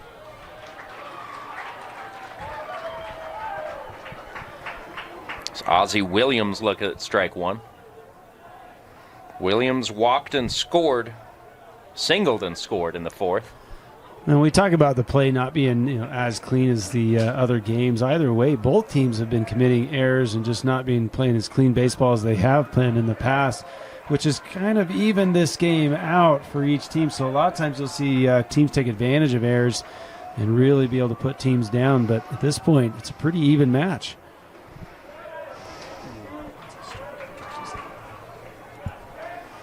Count goes to 3-1. If Ozzie Williams can reach, it'll give Cooper Williams a chance to bat. And he does. He draws the walk. By the end of this tournament, we need to go back to the scorebooks in these last 2 days and look at the amount of 2-out walks that happened after 2 quick outs. I feel like we have seen that quite a bit during the last 2 days. It's now 5 walks issued by the Davis pitching staff today. That's a tough number to give up and still win ball games. Cooper Williams, that ball bounces off the mound, and a fortuitous bounce for Jackson Marble at second. He steps on the bag to retire the side. We head to the bottom of the 5th.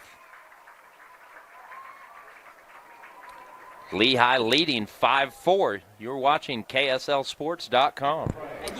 Are you ready to unlock your full athletic potential? At Athletic Potential, we specialize in helping athletes conquer pain, recover faster, and achieve peak performance.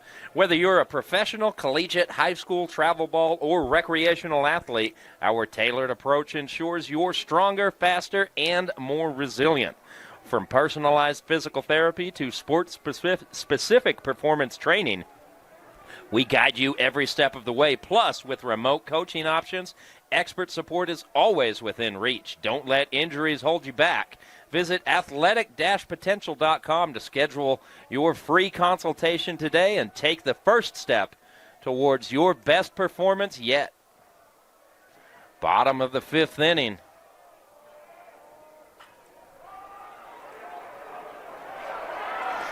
Fly ball out to the gap in right center field, touches down. So it's a leadoff single for Jackson Marble. That ball just found the gap between the outfielders. No chance either one of those outfielders is able to make that play. This outfield is so big, especially for high school athletes. There's just an awful lot of ground to cover on anything hit into the gap. There's Brody McGuire.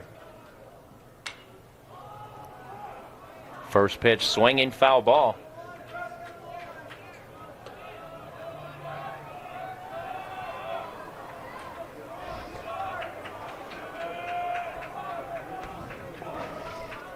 Ryder Aki into his 5th inning of work. High fly ball. Medium depth center field. Catch is made by Brown. Aki continues just plugging away. Yeah, outside of last inning or the last 2 innings, in the 3rd and the 4th, Aki has been producing outs and challenging hitters. Ran into a little trouble in the last few innings. A few extra plays from his defense, and he's probably out of him. He's done a great job coming into this game. You know, we pulled up the numbers before this game started, and Aki had 4 appearances before this game. Had gone 5 1/3 innings all season long. And so the thought up here was naturally, hey, maybe it's a bullpen game. Maybe it's an opener, something that you hear in Major League Baseball a lot recently. But no, Aki has taken the reins and gone through this Davis lineup, now bordering on a 3rd time. There's Carter Garrett. Look out on the concourse, that ball bouncing around. Little UCCU pinball going on right here. That ball ricocheting off one of the metal girders and coming straight back to the back of the heads of Davis's fan base. Foul ball! Looked like that might have hopped over the first base bag, but the umpire's right there, calls it foul. Carter Garrett just misses a double.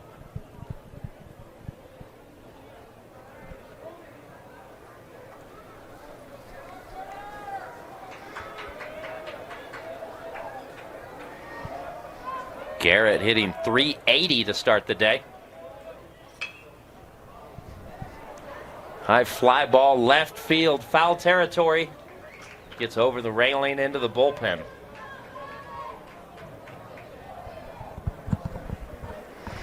Garrett nothing for 2, grounded out to second and popped out to short. Yeah, and just watching the fact that there is still no personnel in Lehi's bullpen, you can tell Lehi's plan was to go with Aki basically until you couldn't go with him again. And he has done an excellent job coming in this game with Lehi's back up against the wall. A loss sending them home. He has done everything they've asked him for. It's hard hit ball right field. Underneath it, Draculich makes the grab. That ball on a line, but Draculich positioned well. Yeah, that ball was absolutely crushed. Probably one of the hardest hit balls we've seen all day. And as a baseball player, if you played any amount of baseball, you know it happens like this. You'll tag a ball just like that, and the right fielder will have to take 2 steps and catch it. It is by far one of the more frustrating things you can experience in baseball.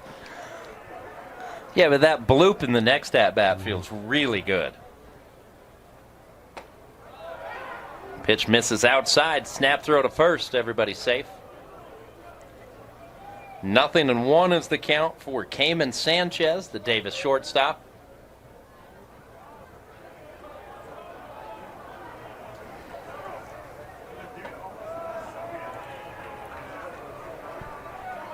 I don't know if I've ever seen Cayman used as a name besides the islands, but I like it.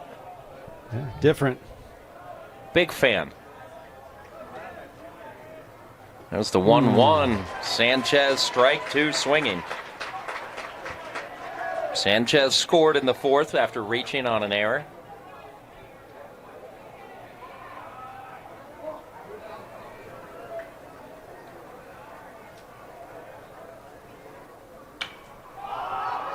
High pop, first base side, ranging over is Ybarra. Can't make the grab. Ybarra never looked settled underneath that ball. Wasn't tracking it very well. Yeah, Sanchez has new life. Yeah, that is a tough ball for a first baseman to catch. As a second baseman, that is your ball if you can get to it. I did not see where the second baseman for Lehi was playing. He's going back to his position now. I can see why he didn't get to it now. He is playing about 10 feet from behind second base.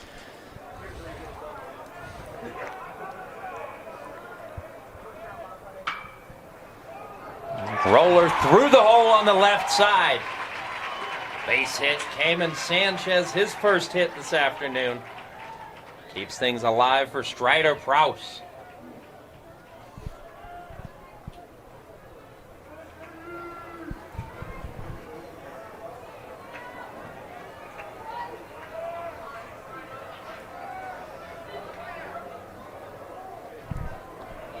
Prouse hitting .319.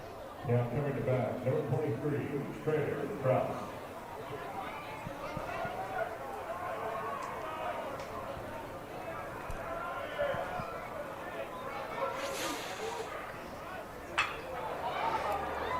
Fly ball center field.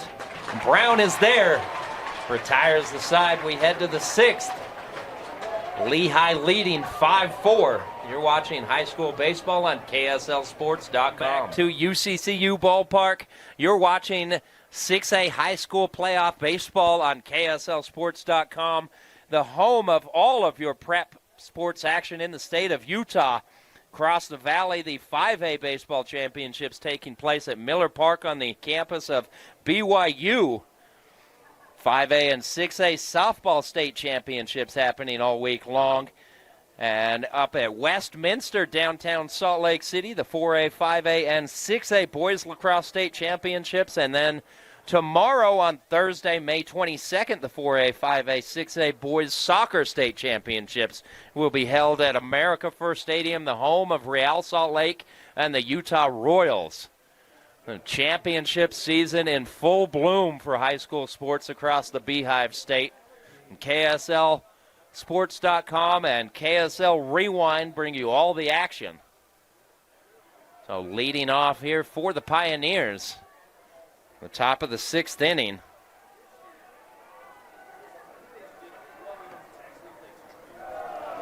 Believe that is Gavin Yates.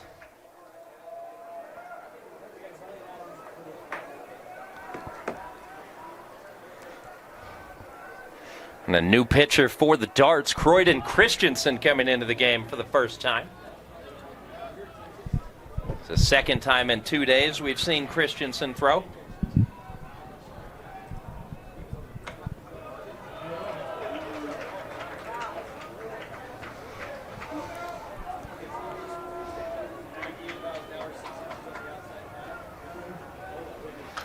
Christensen making his 19th appearance. That ball popped up. It'll get over the screen.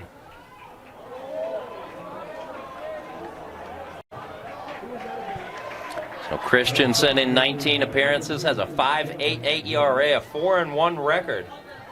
He's thrown 25 innings, given up 33 hits, 22 runs, 21 have been earned. He struck out 32 against 17 walks. Make that 33 strikeouts for Croydon Christensen as he retires Gavin Yates, the Pioneer leadoff hitter.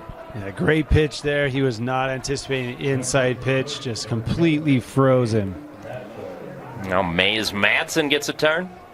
Matson walked in his last plate appearance.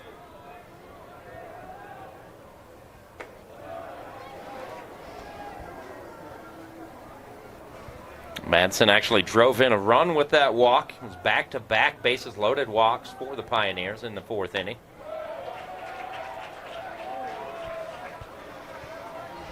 Counts 1-1.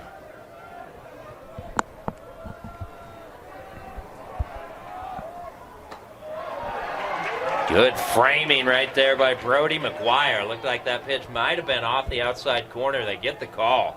Yeah, I don't think you can hit that pitch. That pitch was far outside, barely clipped the back edge of the plate. Great pitch. Shoots it the other way for a base hit. Mays Madsen, top bat, continues. He's aboard with a one-out single. Now here's Boston Draculich.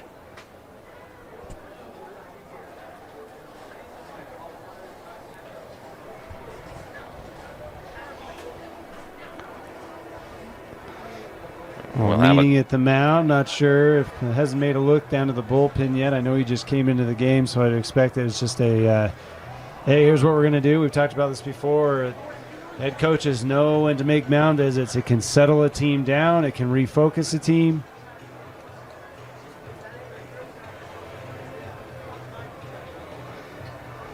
It looks like he's going through one by one, talking to each player, not just the pitcher. And is having a quick word with each of his infielders as the home plate umpire heads out to break up the evening fireside here in Orem. Mm-hmm. Yeah, always kind of a fun thing to watch. Is some umpires will give you more time. Some umpires are really strict on the amount of time, and there's a lot of judgment call from the umpires. So you'll see it every once in a while. The coaches will go out there and get as much as they can, and some umpires will be all over it, and some umpires will just let you talk as long as you need to. Stepping in, Boston Draculich. On that note, I do a lot of work with the University of Utah baseball team, and their manager, Gary Henderson, has a habit. He'll walk out with every intention of making a pitching change, but he will not signal to the bullpen until the umpire comes out to break up the conversation. So he'll stand on the mound for 30 or 45 seconds and then point to the bullpen as soon as the umpire says, hey, let's go. Yeah, he knows that by doing that, you're getting 2, 3, maybe even 4 additional pitches from your bullpen pitcher in the bullpen as he's warming up, and that'll give him another about 5 or 6 out on the mound. Coaches know how to work that, and a lot of times you'll see it as it's almost manipulative, but it's not. It's just them just trying to manage the game. They need a guy who wants him. They know that pitcher needs to be able to throw as many pitches as possible in the bullpen, but they need him fast. Head coaches can find a way to get a few more pitches to warm up. Oh yeah, there's times when you would be amazed how slowly a coach can walk from the dugout to the mound. Make it almost to the chalk line, forget something, turn around and go oops. back about it. Hey, somebody come give me that, You've never seen that before, have you? No. 2-1 count to Boston Draculich. Misses outside, now 3-1.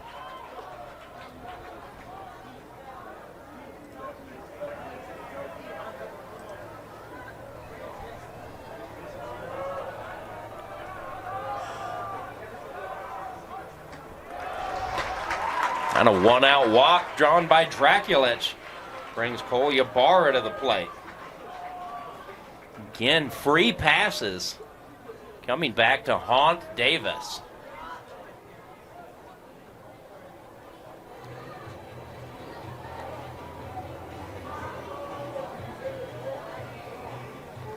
Six walks issued by the Davis Darts today. The end of the line for Croydon Christensen.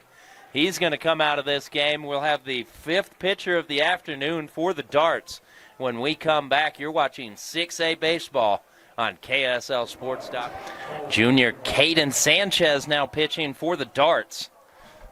Sanchez started the game at short, now on the mound. Caleb Weaver, who started the game for Davis on the mound, takes over at shortstop.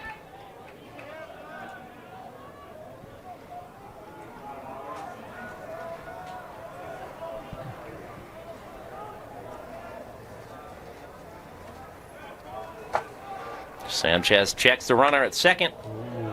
Deep fly ball, that's hit well. Carrying, the catch is made at the wall on the warning track. That ball was about 5 feet shy of a 3-run home run. Instead, it's just a loud out. Madsen tags up from second, advances to third on the play.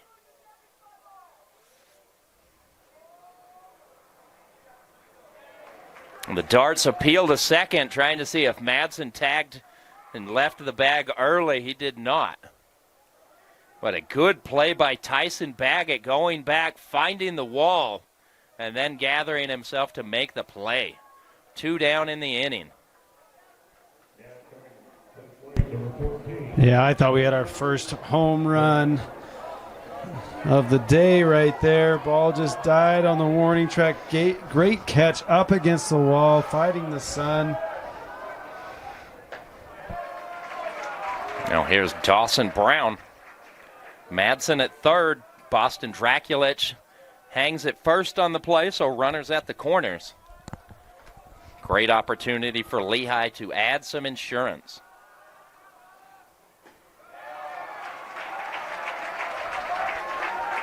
Brown falls behind 0-2.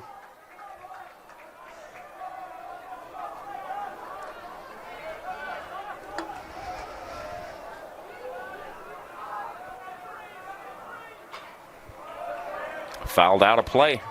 Count remains 0-2. Dawson Brown looking for his first hit today. Popped out to first and has flown out twice.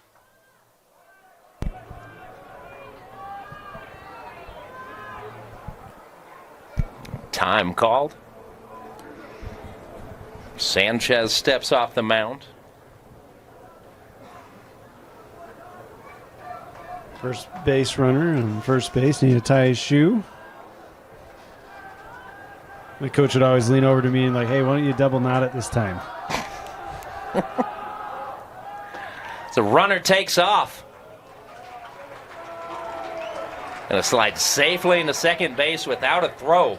Good awareness by the Darts, looking for the trick play on the stolen base attempt for the runner from third to take off and try and steal home. Nothing doing, so now 2 in scoring position for the Pioneers with 2 down. It's a 1-2 count on Dawson Brown. Ooh. Fly ball deep right field toward the line, and the catch is made just shy of the warning track. Carter Garrett has just enough room to make that grab. We head to the next half inning. Lehi still leading 5-4. You're watching high school baseball on KSLSports.com. Welcome back, UCCU Ballpark, Game 3 of 4 this afternoon. The Lehi Pioneers leading the Davis Darts 5-4. It's a win-or-go-home game for the Pioneers. The Darts will live to fight another day either way. If Lehi can hold on, they'll have a rubber match winner-take-all tomorrow afternoon, 4:30. If the Darts are able to come back and win this game, they'll advance to the 6A championship game. But the story right now is Ryder Aki. Started this game with 5 1/3 innings under his belt this season. He is now into the 6th. The first out he records here will equal his entire season output. The fly ball to center field, caught by Brown.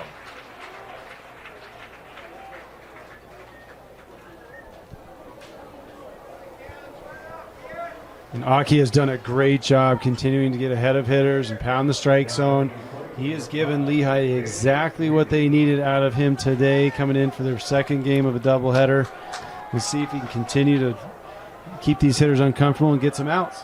Can't help but think how important this start from Aki could be if the Pioneers can hold on this game. Just the wear and tear that he's saving on the bullpen, and that combined with just the rules and you know, with guys pitching and the need to sit in high school baseball, it's so important what Aki is doing right now. Yeah, he's giving his team a chance not only to stay alive in this tournament, but also to maybe do well going forward.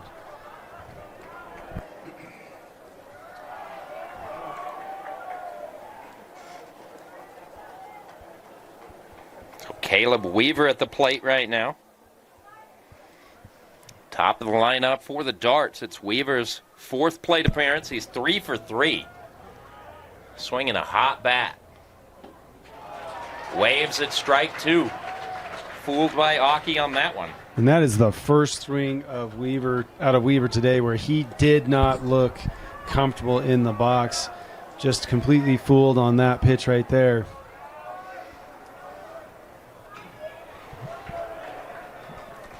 Check swing, fouls the ball away to stay alive, still 2-2.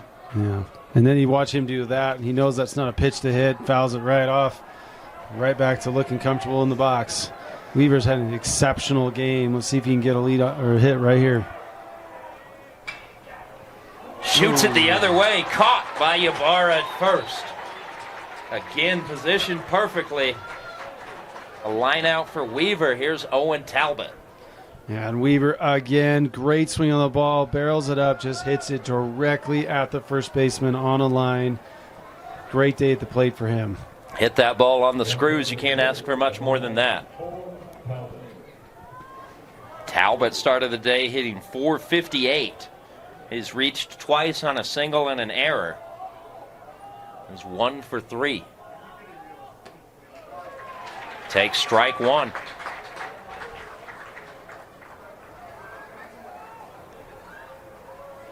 As Aki now has retired more batters today than he did all season. And fools Talbot with the off-speed pitch. Keeps that breaking ball low in the zone. Even if Talbot can get to it, there's not much he can do with it. Here's the 0-2. Ooh. That's gone! Jai-ho! Owen Talbot with a home run. No doubter to left. The Darts tie this game 5-5. We've said it, Mike. The ball has started carrying a little bit better this afternoon.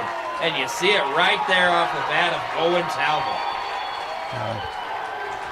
Great swing, saw the pitch all the way, full barrel contact, and exactly what Davis needed. Tying the game on one swing of the bat. Fantastic job by Davis. Talbot connected with that ball. I looked up at Gavin Yates, and he just turned and watched it fly. He didn't even move. Here's Wally Grant. See if Grant can keep things going. It's the 7th home run of the season for Owen Talbot. Grant, that one gets in on the fists. Fly ball caught by Draculich to end the inning, but Owen Talbot with a solo home run ties the game. We head to the 7th. It's 5-5. You're watching 6A baseball on KSLSports.com. With a Tab Spend checking account, you earn big rewards. It's hard to not make a scene. Cash or card? Oh, my card's right here. That's a big card. You should see how much it's earned me. Sorry, Grandma. Tab Spend isn't just another checking account. It's packed with benefits. How do I get one? Just scan this QR code or go to tabbank.com. It's all online and super easy to get started.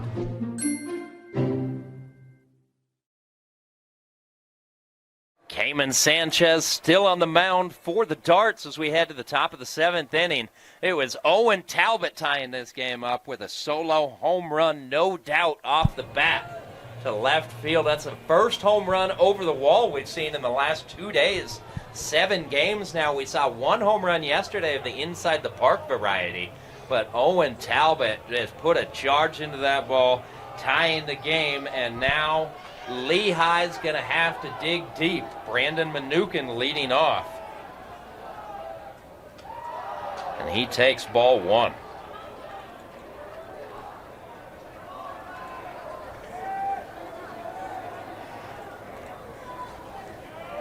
Still have Cayman Sanchez on the hill. Caleb Weaver continues to play short for the Darts. Mnookin fouls that ball back, 1-1. At the plate for the Pioneers, number 15, Brandon Mnookin.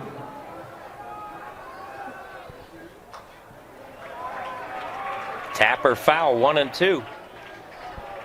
You saw the pitcher shake off that pitch call, go back to an off-speed pitch. Catching Mnookin out in front on that. Good idea to switch that pitch up.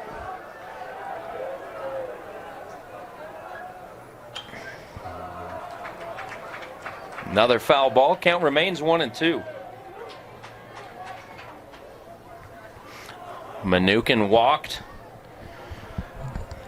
The pinch runner that came in for him came around to score back in the 4th inning. Good stop by the third baseman, Cam Moody. That's a freshman making that play, and look at the stretch across the diamond from Wally Grant. Now that's the type of play we're used to seeing out of Davis. Freshman with a good pick at third base. Long throw to first. Short hop with Grant. Full split. Digging the ball. Great job by Davis. Now Jake Welch coming to the plate. Welch is 0 for 3.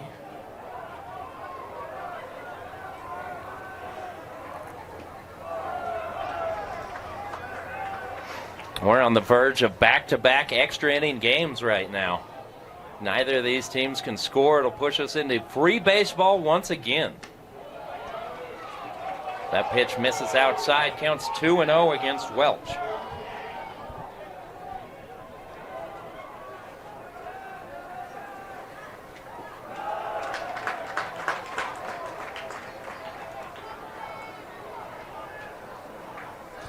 I'm curious to see if we'll see Aki in the bottom of the 7th. We had some activity in the Lehi bullpen. His pitch count's up over 90. He's only really made one big mistake in the last couple innings. Welch takes strike 1. Lehi faithful not exactly excited about that call. And that one misses inside, so Welch draws the 1-out walk. Doing a base runner for Ozzie Williams now. Williams singled and scored in the 4th. He walked in the 5th inning.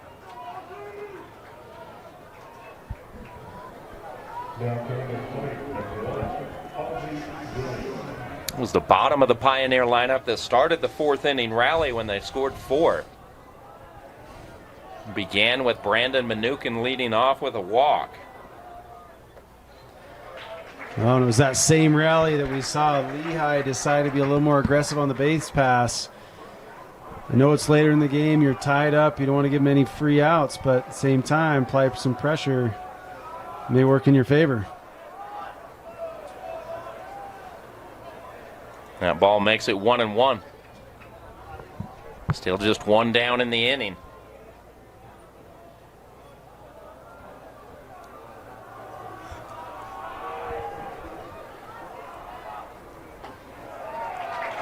Strike 2, catching the inside corner.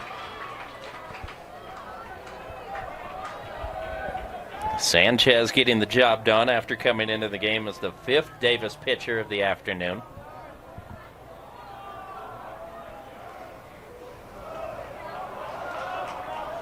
It's a good stop behind the plate, Brody McGuire.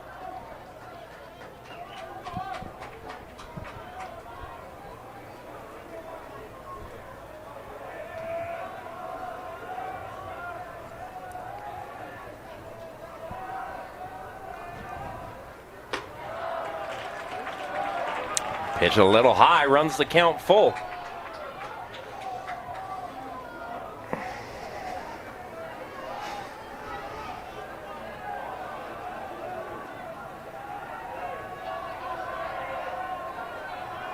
Here's the 3-2. Lift it to left. Bag it, makes the grab. 2 down.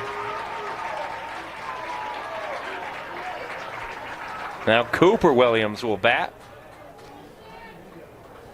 A good battle there on both the pitcher and the hitter's part.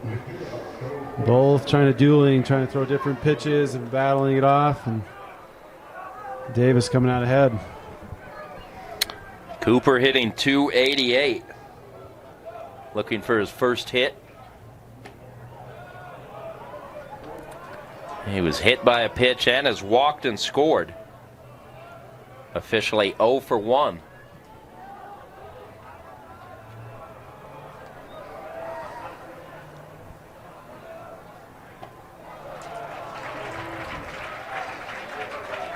We've seen defensive formation from Davis where they'll shade their center fielder a little bit more towards left field, but when they do that, they push their right fielder actually closer to the right field line. Thinking if he does go the opposite way, it's probably going to be an inside-out swing or potentially something off maybe the handle. I've seen it a couple times now, and they've made that adjustment. It just leaves a massive hole in right center gap. Counts 2-1 on Cooper Williams. Ducks out of the way of ball 3. It's a big miss from Sanchez. Falls behind 3-1. See if Williams gets something he can do damage with.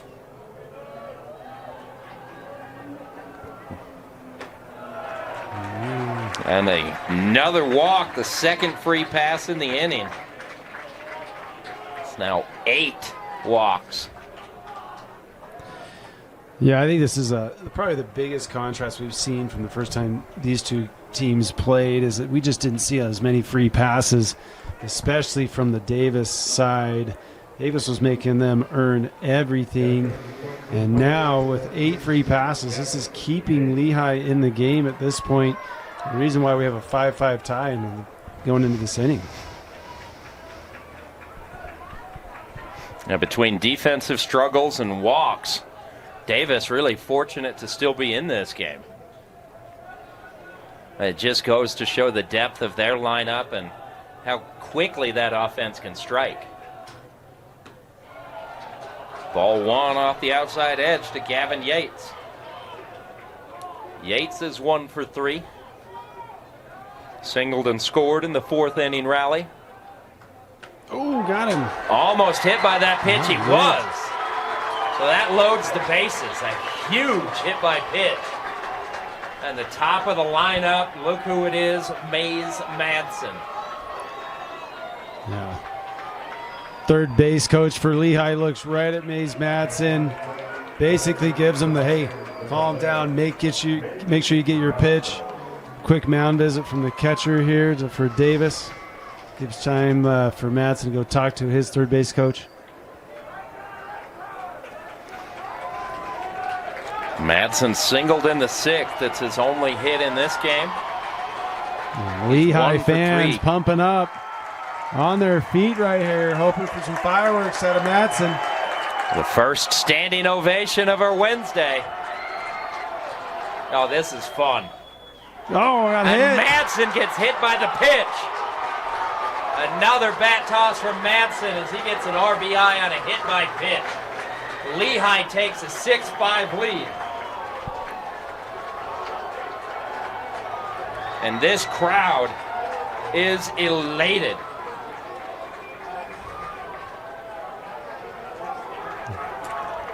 Jake Welch comes in to score, taking a 6-5 lead. Sanchez looks flustered right now.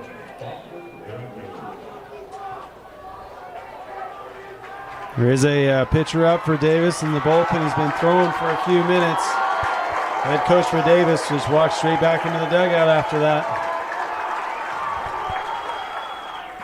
Sanchez facing Draculich.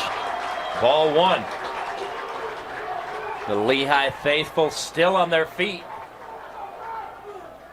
Great environment for high school baseball. Woo. Nothing like a home field advantage at a neutral site. Yep. Here's the 1-1. Misses wide.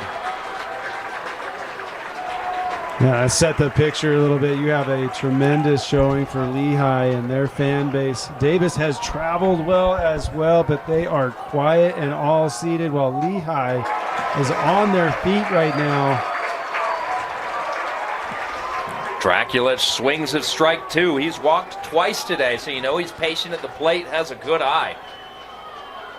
He's going to make Sanchez throw him a strike here. Tap or foul. Draculich stays alive. A base hit likely scores 2.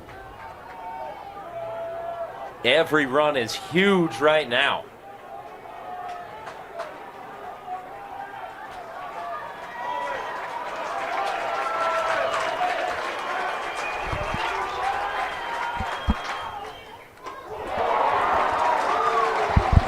Missing high and inside, full count.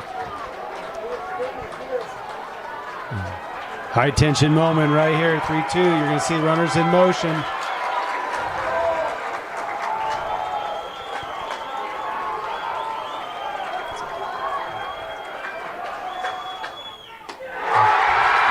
4.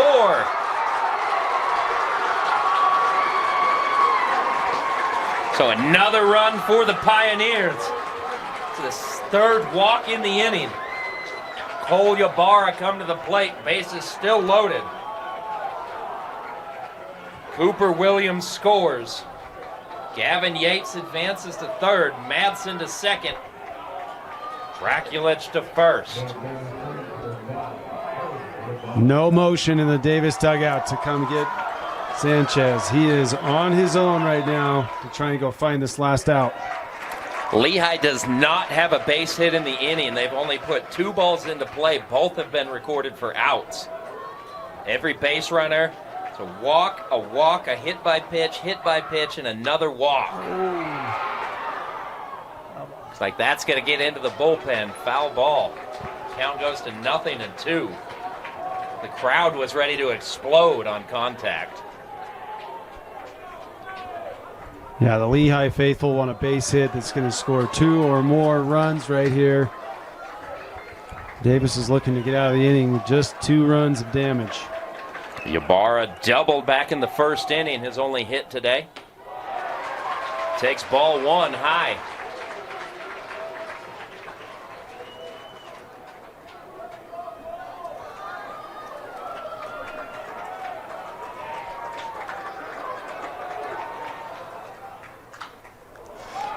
Popped up, first base side, ranging over, trying to make the catch. McGuire can't make the play. And again, the Darts give the Pioneers extra life. It's not an error, but it's a play that probably should be made. You know McGuire's kicking himself. No, I mean, you've said it. That ball needs to be caught with the situation you're in. Bases loaded. You've already let up 2 runs. You cannot let that ball touch the ground. That has to be the 3rd out of the inning. Crowd still on their feet. Here's the 1-2. Misses inside.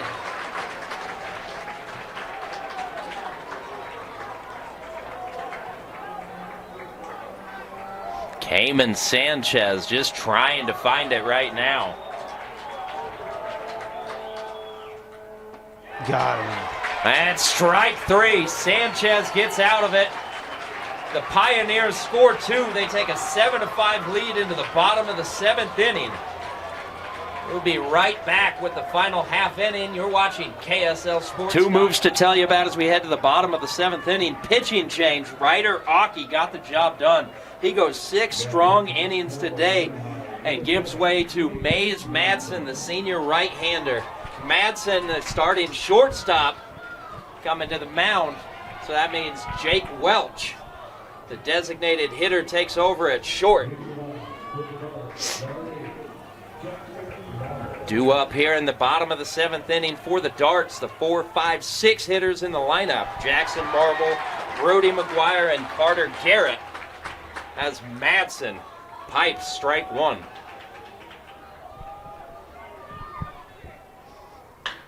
Oh! Mays Madsen, a comebacker. He gets a glove on it. Not able to make the play. He throws the ball away into right field. A break for the Darts. Madsen got his glove up, and it was just protection. I don't think he was even meaning to make a play on the ball and got fortunate. Yeah, that's self-preservation. He is lucky he got a glove on that. Otherwise, we'd be looking at a potential injury here. Almost was able to make a play on that, but that was a comebacker that was just heading straight for issues for Madsen. Shows how athletic he is to be able to get that glove up in time to knock it down, nearly make a play. And that ball was hit so hard it nearly knocked Madsen to his backside. He's not able to hold on to it. But yeah, you're just happy that Madsen was able to protect himself on that play. That is so dangerous. A pitcher's worst nightmare as a comebacker. Yeah, we're happy he's okay. He's got to turn it around now. He's got a runner at second, nobody out. He's going to throw a warm-up pitch here. It's hard to fault Madsen for throwing that ball away, but if we look at that play again, I think what you would want Madsen to do is after he's dropped that ball, he's going to be so rushed, it's probably a better idea just to eat it. Yeah, at that point you want to have a runner standing on first base, potential double play ball. Now you've got the tying run at home plate with a runner at second. You can see Lehi shading McGuire to go the opposite way. McGuire takes strike one. Brody is 0 for 3 this afternoon, 3 flyouts. 2 to center, 1 to right.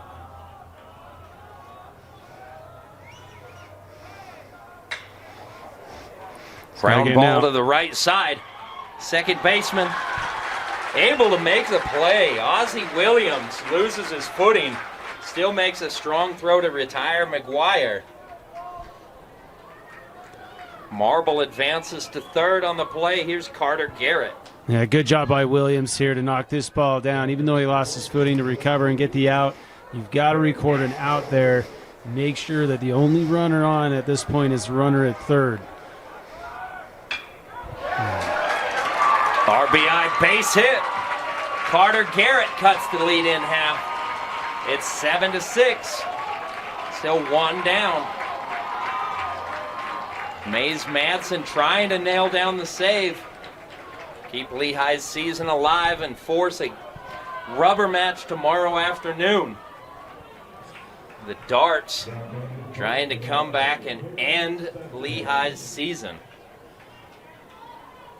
Yeah, and I know you can look at this at the winning run is at home plate right here, and you've got to be conscious of that. If you are Madsen at this point, you do have a force out at second. And I believe this mound visit is going to be how do we maintain that force? What's our plan if this runner does steal, if they lay down a bunt, those type of things. This is just to make sure, again, we've said it all day long, these mound visits are extremely important at this time. The game can speed up, and this is where a manager, a head coach of a team can come in and slow everything down, remind the guys, hey, we've done this in practice. We've practiced for this. We know what we're supposed to do. Just because the game is in this situation doesn't mean we change any of that. This is why you practice. So great job by head coaches here, knowing when to go out and talk, chat with your team, give them a little words of encouragement, say this is what we're going to do, and just remind them. You've got to imagine the Madsen's heartbeat's a little fast right now after that comebacker. So again, it's good to have that conversation, a few seconds to slow down and take a few deep breaths, re-engage and lock in. With Cayman Sanchez coming to the plate. Well, if you're Sanchez, after giving up 2 runs in the top of the 7th, you are wanting a chance at redemption, and here he's got it. Pitched low beneath the zone.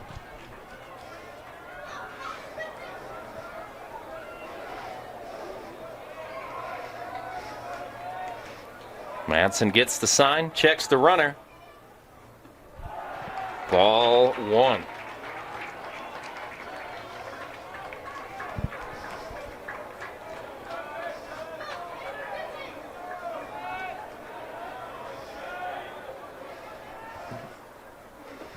Ball 3 again in the dirt.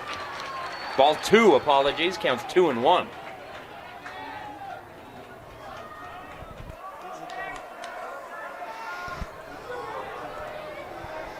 Garrett takes a lead off of first. That pitch hits Sanchez. So again, after putting 2 runs on the scoreboard, Lehi falling apart in the bottom half of the inning. Darts have 2 runners on. They've already scored 1. Only 1 out for Strider Prouse. Now coming to the plate, number 23, Strider Prouse. Prouse, the designated hitter, hitting .319 this season.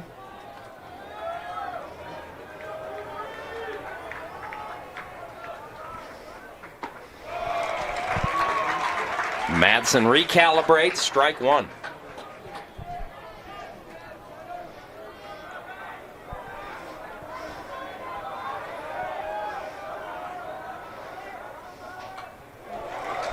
Straight back to the screen. 0-2. This would be a huge punch out if Madsen can get it.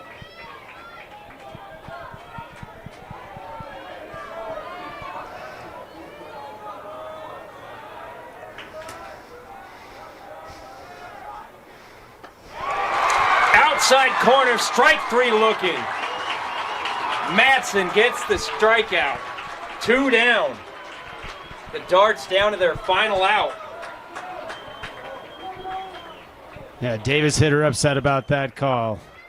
We've seen it time and time again throughout every game. That outside corner has been a great place for pitchers to go looking for outs. And it's not that the umpires are giving them extra down on that side, maybe a few inches, but you've got to know as a hitter that guys have been punched out all day long with that, and you've got to go protecting. Big moment here for Lehi. 2 outs, tying run at second. Darts sending a pinch hitter to the plate. Hitting for Tyson Baggett, it's Gavin Jacks, the senior. So Jacks with an opportunity. The tying run on second base, the winning run on first. And Jacks waves at that pitch well off the outside edge. That's a good look from Mays Madsen, assuming that Jacks is probably a little bit jacked up right now coming into this game. It's an overexcited hitter to chase.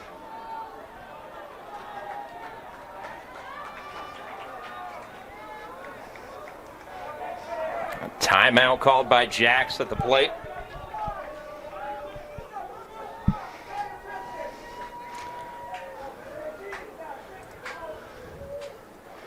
Jacks hitting .231 this season. He's only got 1 RBI.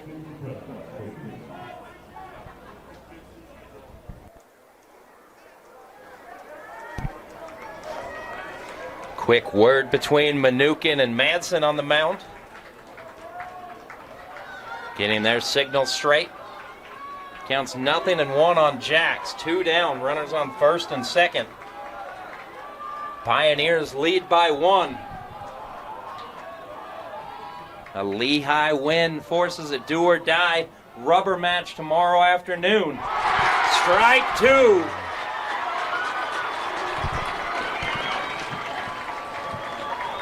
As the Lehi crowd explodes, they're on their feet. I think these Lehi fans would be delighted to come back down tomorrow.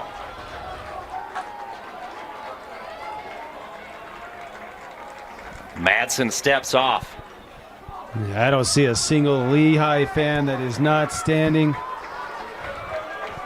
Davis side, all sitting a little more tense.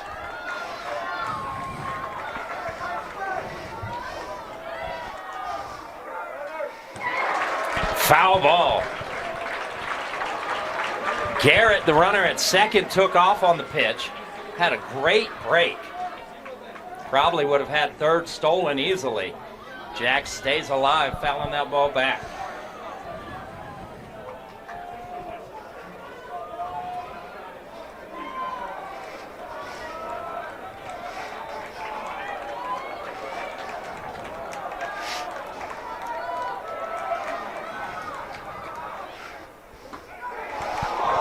Ball 1. Madsen misses outside off the corner. If you're Madsen, that's exactly where you want that pitch. It's about 5 or 6 inches outside. You're hoping for a chase. He didn't get it. He's still got a 1-2 count. I think you go right back there again.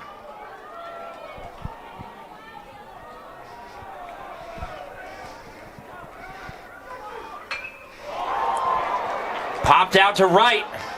Draculich is there. The Pioneers win. They live to fight another day, handing the Davis Darts their first loss in the 6A baseball tournament. That forces a do-or-die rubber match tomorrow afternoon, 4:30. These two teams will be back at it, and what a game. Between these two programs, the Lehi Pioneers squeak out the 7-6 win. Takeaways from that one? I think, well, let's just go back. Aki for Lehi, what an outstanding adding pitching-wise, able to come in and get 6 innings of work. And just, I think what we saw today was that Davis came in feeling pretty good, and Lehi found some momentum in their first win of today, came here, and what we also saw from Lehi is experience. This is a team who won it last year, is coming back. Coaches know how to coach. Everything is looking good for Lehi. Found momentum, was able to get the job done, and lived to fight another day.